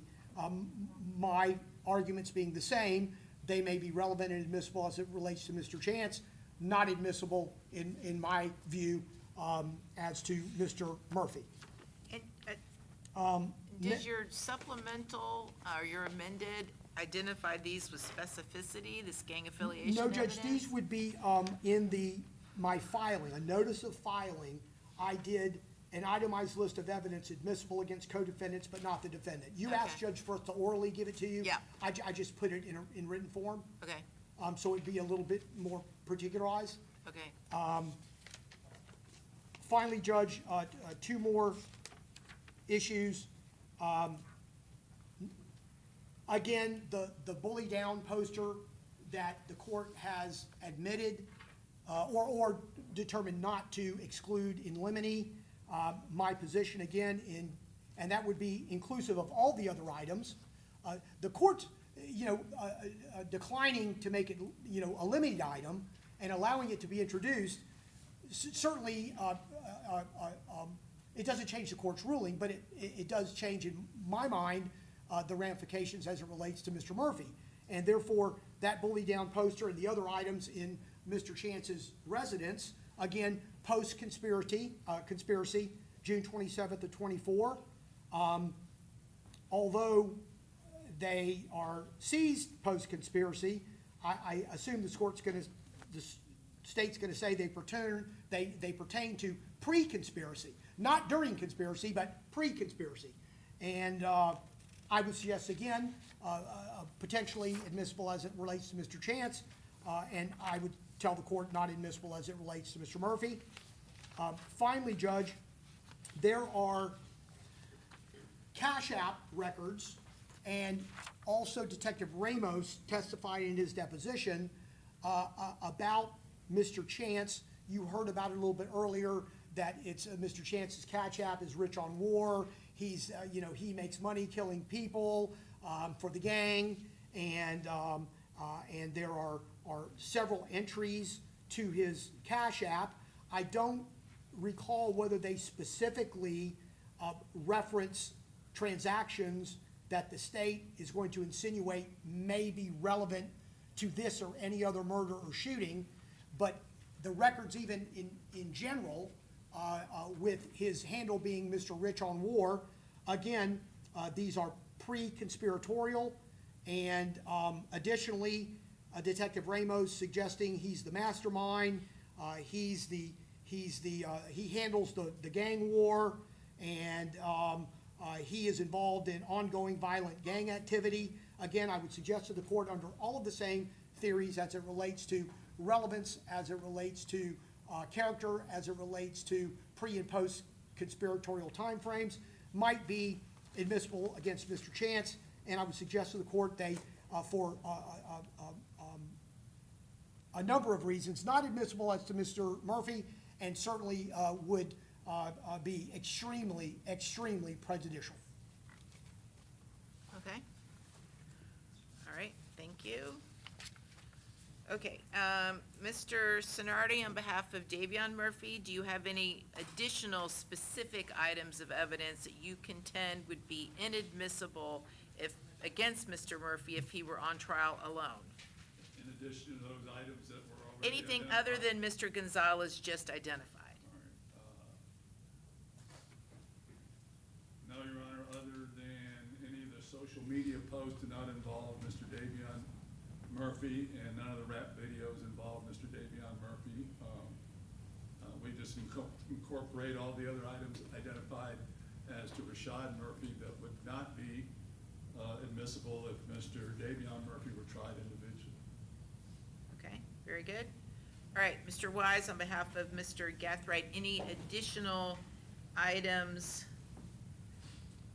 specific items of evidence that we've not already discussed? Sort of, Your Honor. Again, I think Mr. Gathright is a little different in that he's not alleged to have been one of the gang members. So I think 5 of the 6 collateral incidents, I think, would not be admissible against him. Again, for 2 of those, he was a child when they transpired. But I think the only one that would have any relevance to him would be the alleged prior shooting of Charles Jones, and that's only because of the shell casings being found in the car. Otherwise, there's no connection whatsoever to him and the gangs. So I don't think really, the bulk of the evidence that we've been hearing about, including the communications with Mr. Chance about switching gangs, things like that. I don't see any of that being admissible against Mr. Gathright if he were to be tried separately, because he's not alleged to have been really even an associate of these gangs. The same thing with the rap videos. Other than that, I think it's really the same individual pieces of evidence that Mr. Gonzalez pointed out. Again, I recognize a lot of what he pointed out are things that, do relate to Mr. Gathright, being the things that are found in the car, but all of these collateral incidents and the discussions of the gangs and whatnot, I don't believe do. The one thing that I don't know if was brought up, but it was the subject of one of the motions limited just a moment ago, is the alleged consciousness of guilt of the other Mr. Murphy, which is something I don't think would be admissible against any of the other defendants if they were tried separately. And that being the allegation that he went to another jurisdiction or whatnot. Okay. All right, very good. And, okay, finally, as to Mr. Chance, Mr. Petratus, any additional items of evidence that have not previously been discussed? Judge, I think Mr. Gonzalez spoke about Davion Murphy's post-conspiracy statements. We would also add, we believe, Robert Howard's testimony when it comes specifically to Rashad Murphy, alleged threats he may have made in the history of Robert Howard being convicted of a crime involving a quote-unquote brother of Rashad Murphy. We haven't gotten into this yet, but the drill rap videos, none of which include Mr. Chance, we would argue, and then any historical gang information regarding 1200. Obviously, Mr. Chance has documented ATK, or that's the allegation. We would argue anything involving 1200 would be prejudicial. Okay. All right, State, Mrs. Murray, you gonna argue this? I will try, Your Honor. If I can clarify, does the court wish for me to address the arguments now that were made by each of the defense counsels as it relates to the drill rap videos, or reserve that for when the court has the videos before it? Yeah, just reserve for the time being on the drill rap videos, just until we know what actually is gonna come in, so. Yes, Your Honor. So I guess I just need to know from you, with regard to the identified items of evidence, what's the state's position as far as whether or not those would be admissible against all of these defendants if they were tried individually? As stated by each of the defense counsels at this point, in its totality, the state's position is that as evidence of principle and as evidence in support of the conspiracy, all of the evidence would be admissible in trial against each of the defendants. Most specifically because in establishing that one defendant committed this crime, the state would in fact be proving up that each of the co-defendants were in some way related to the offense. If they were gang members, we would still present evidence of that as the co-defendant being a gang member. We would still present each of the articles of evidence that have been listed. I'll go specifically for the court, but the overall position is that the evidence would still be admissible in each of these defendants' cases. So if we let's start with the messages sent by Isaiah Chance to the co-defendant Alicia Andrews on or about October 7th of 2023. Would those be admissible against Mr. Davion Murphy, Rashad Murphy, or Sean Gathright if they went to trial individually? Yes, Your Honor. So we would ask to submit those articles of evidence as evidence of motive in this case because we have the ballistics evidence that links that earlier shooting to the subsequent homicide of Mr. Jones. We would ask for a limiting instruction in presenting that evidence, but we would certainly ask to admit that evidence in each of their trials. Okay, I'm not sure. All right, and what about the recorded video where Isaiah Chance responded? I think it was dated June 6th of 2024, where he's responding to, is it Julio Foolio? Who's he responding to? Charles Jones? Yes, Your Honor. They're on Spaces. That's the one where verbally back and forth they are communicating with each other. Mr. Chance is posting on his social media accounts and is going back and forth with Mr. Jones. That, in addition to Sean Gathright and Rashad Murphy then discussing Sean Gathright's boy going crazy on the internet on his social media accounts, and telling him to calm down because they have bigger things to deal with, absolutely the state would be seeking to admit the evidence against each and every defendant, including Davion Murphy, given we've charged conspiracy in this case. Okay. And then obviously the physical evidence that was found at Sean Gathright's car, at his residence. Same argument that was previously made and seeking the same ruling from the court. Okay. What about Isaiah Chance's Instagram post from November 23rd of 23? Why is that? Why would that come in against all the other co-defendants? So that post is made a month after the earlier attempt on Mr. Jones's life. For the same reason that Mr. Chance and Mr. Gathright were linked to that offense. This is the same offense that we're discussing when Mr. Chance sends the messages to Miss Andrews in the same month about the earlier attempt on Mr. Jones's life. The law enforcement officers from Jacksonville will talk about how, at the same time, it's not just Mr. Jones's life that was attempted at the October 7th date, but in the hours before Mr. Jones's life was taken, Mr. Tilley's life was taken. So the posts from Isaiah Chance then subsequent to that are about how he is transitioning from one gang over to the other because he is upset with how his current gang has represented or come forward in support of the death or homicide that occurred with Antonio Tilley. So when he posts this, he actually tags Ghost 187. At the time of Charles Jones and Antonio Tilley's homicide, Chance was associated with ATK. This is the detective's discussion or describing some of the detective's discussion about how he transitions from ATK to 1200 and how.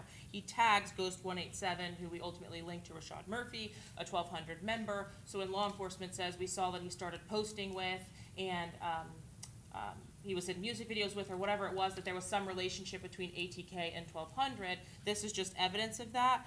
The defendant posts this to his social media account.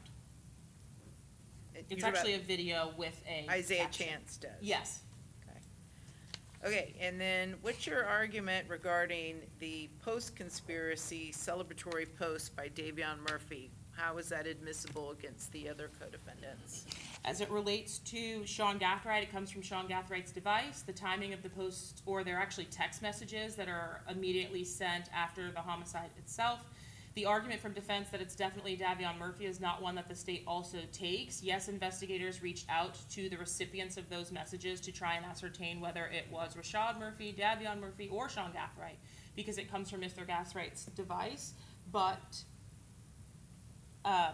the messages themselves or the content of the messages are not being offered by the state for their truth. I have no idea if at the time Mr. Murphy or whomever sent the message was going home or had a thirst quenched. Instead, it goes to the identification of the suspects, it goes to the intent in this case, and it goes to knowledge. So we would have we would seek to introduce against each of the defendants in a trial these messages that come from Mr. Gathright's device but were signed Murph. There is no direct evidence for us to establish whether it was Davion Murphy or Rashad Murphy. The only thing that we have is investigators attempting to follow up with the persons who received the messages. And that was on Mr. Gathright's phone? Correct, Your Honor. Okay. Okay. Some of this I've already basically ruled on. The gang affiliation evidence as to Isaiah Chance, I'm assuming you would argue that you would seek to introduce that if these gentlemen were tried individually, correct? Yes, Your Honor. And the same with the bully down poster, correct? Yes, Your Honor, same argument. And the Cash App records for the rental of the Airbnb, right? Same argument, yes, Your Honor. Okay.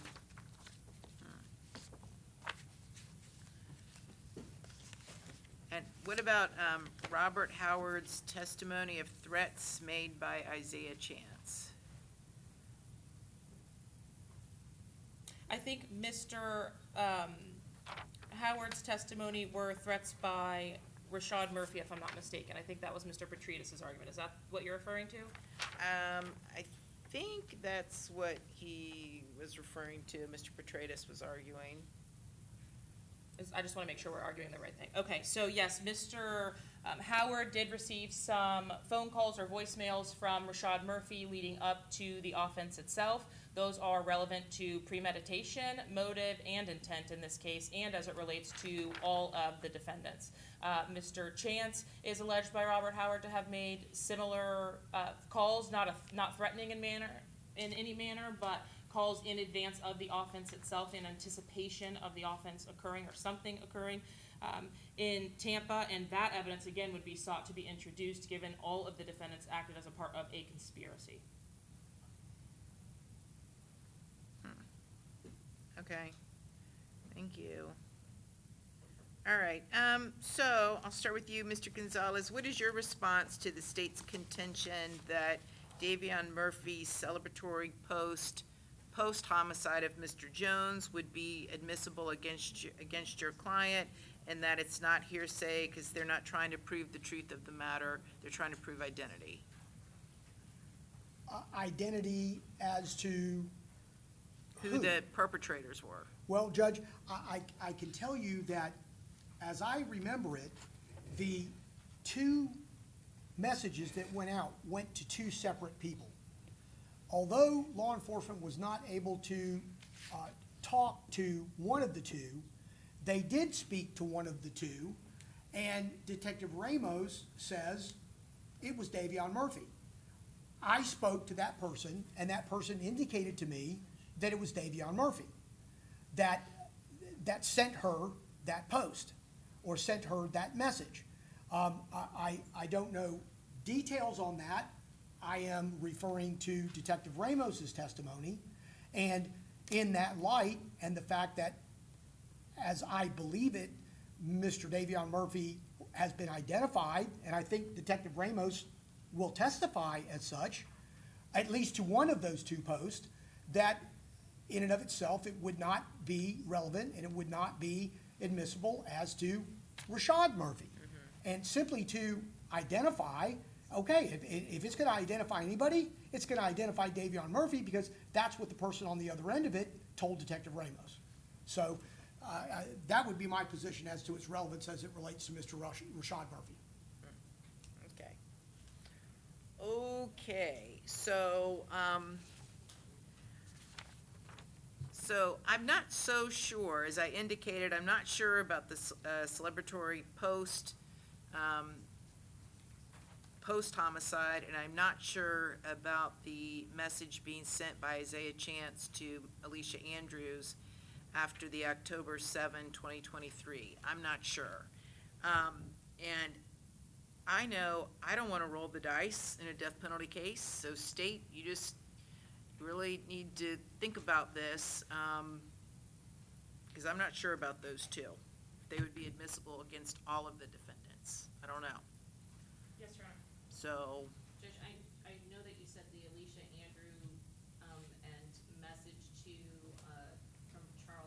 from Isaiah Chance. What was the second one? The post by Davion Yep. Murphy afterwards? Mhm. Okay.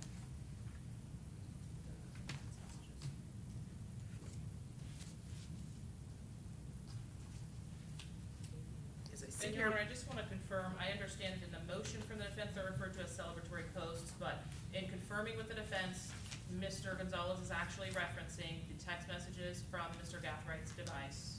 Two sets of text messages, not posts, because there are posts to be. Again, my illiteracy when it comes to, let me see them, please.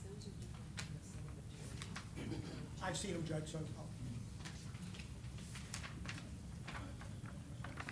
And Judge, I might take this one step further, is I believe that when Detective Ramos spoke to one of these ladies, she in fact knew Davion Murphy, but did not know Rashad Murphy, as I remember it. And I could be wrong, I don't think I am, but I think that inquiry was made of Detective Ramos in deposition.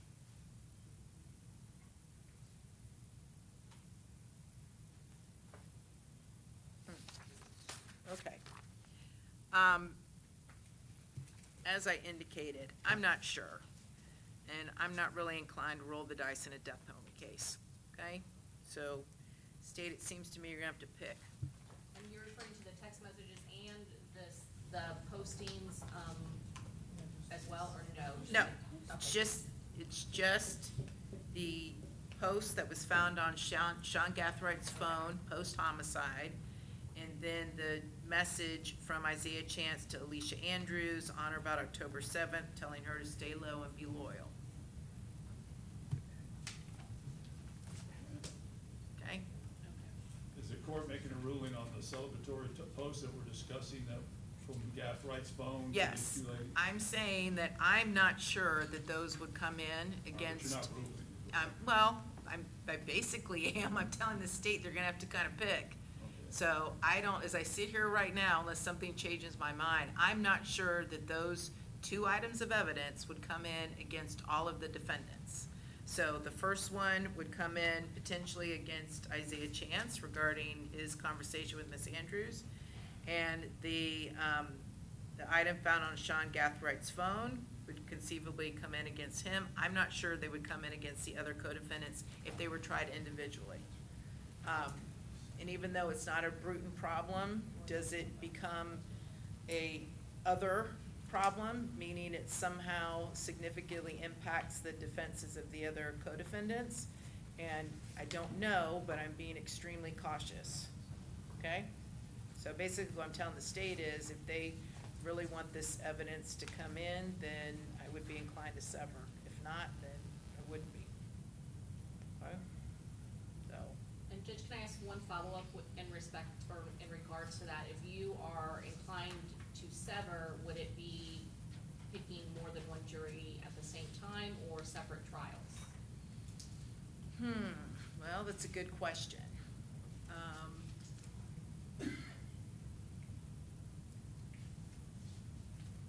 Probably more than one jury. I gotta think about it.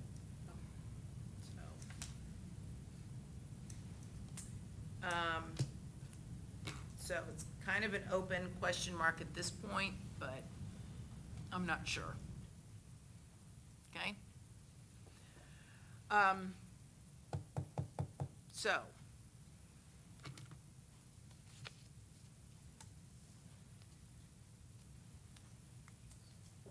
State, you want some time to think about it and let me know? Yes. Okay. All right, so how much time do you need to respond? You want to file something? Yes, Judge. Okay.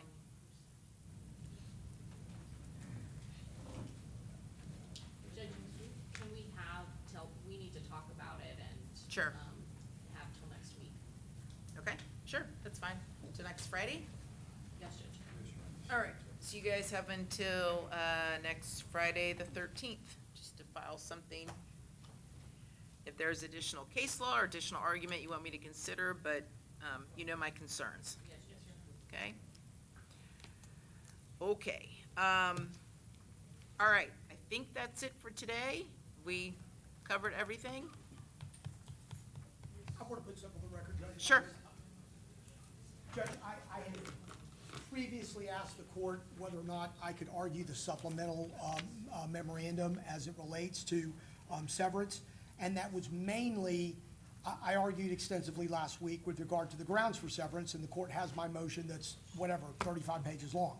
But, and that should be an amended, I hope the court has it amended, because Yes, okay. yes, an So- amended, yes. So, Judge, essentially, I just want to say that at the conclusion of the severance hearing, the court didn't issue a ruling, still hasn't, obviously, taken it under advisement, but indicated a concern or a question to me as to whether or not pre- and post-conspiratorial evidence may be admissible against all defendants if the court determines that it's inextricably intertwined. And also asking, is there some case law or is there a position in the law as it relates to co-conspirator statements versus co-conspirator evidence? And I'm not going to argue the supplemental filing. I think it speaks for itself. Okay. It identifies case law. I will tell you, in my opinion, there's not much Florida state court law on it because I think it's a settled issue.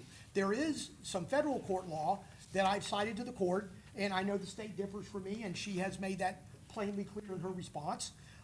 But to the extent that an act or a declaration should be separated and should be considered under different theories, I think is not the case. Okay. And so I would suggest to the court that for as long as I think we all should remember, the law clearly establishes that acts or statements of a co-conspirator are only admissible against another co-defendant if those acts or statements are made within furtherance of the underlying conspiracy. And I think that all evidence attributable to a co-defendant, but not attributable to Mr. Murphy, that especially falls outside that conspiratorial range. Because every one of the things we talked about that the court has considered, we are still in this post and pre, and we're also outside of that temporal range, and also discussing an act or a statement. And I think the memorandum sets out, in my mind, what is required, what the case law says, and how it establishes that the spillover prejudice that will exist, and despite any instruction from the court, by the way, despite any limiting instruction, the damage would be so significant that I don't believe a jury could compartmentalize in that particular circumstance. And as it relates to the state's response, Judge, I'm just going to say, generally, the crux of this issue is that the state, when it applies a co-conspirator rule to only hearsay, the rule has existed for decades before the hearsay rule was created, and it was never limited to statements. The hearsay rule merely codifies the existing law as it applies to hearsay. And other acts committed by the defendant may be admissible in conspiracy cases to show the evolution of the conspiracy. The key is that those should be acts by the defendant. It has never been applied that I'm aware of to a non-participating co-defendant. And that's just my response to the state's response, if you will. Thank you, Judge. Okay, thank you. And the clerk just asked me, Rashad Murphy's fourth motion in limine, did we discuss that? I feel like we did, but maybe. We did, Judge. It's We did, Your Honor. Hold on, I'm looking for it. The fifth, I have the third, where's the fourth? It was a short motion concerning opinion evidence, and I cited the Bentley case. Or required of the Yeah, state. yes. Yeah, there's the second the defendant, Rashad Murphy's second motion in limine, No, Judge, you see number 13 on the sheet that I gave you? Number 13. yes? That was a last minute, like one at the bottom, but we had already addressed the fourth one with the opinion. So Okay. I wasn't sure if we needed. All I see is Rashad Murphy's fourth motion in limine. I thought have I not ruled on that Yeah, yet? but that was a ruling on number, that was the same one. Let me see, now I can see. It was the opinion one, I thought, but then that was number 11. You see Yeah. number 11, Yes, which is like the same motion, but. they yeah. were- is it I just think, up there, Judge? yes, I think that's just a typo from the state, All right. in the it state's was master granted. list. Okay, Yeah, Well, yeah. then I got it then. 'cause Yeah, yeah. I wasn't sure about that one. Okay, yeah, that's just a typo. Okay. So, and then I did, and if I didn't officially state it, Isaiah Chance's motion to adopt and conform applicable motions of all co-defendants, that's granted, Okay, thank you. okay? I got them all. Okay, all right, well, very good. I will take a look, again, at the updated case law that you've provided me, as well as the state's response, and then I will await clarification from the state regarding the items of evidence that I have a concern about, and then I will issue a ruling, okay? Okay, I think we're done for today. All right, very good. Thank you. Court adjourned.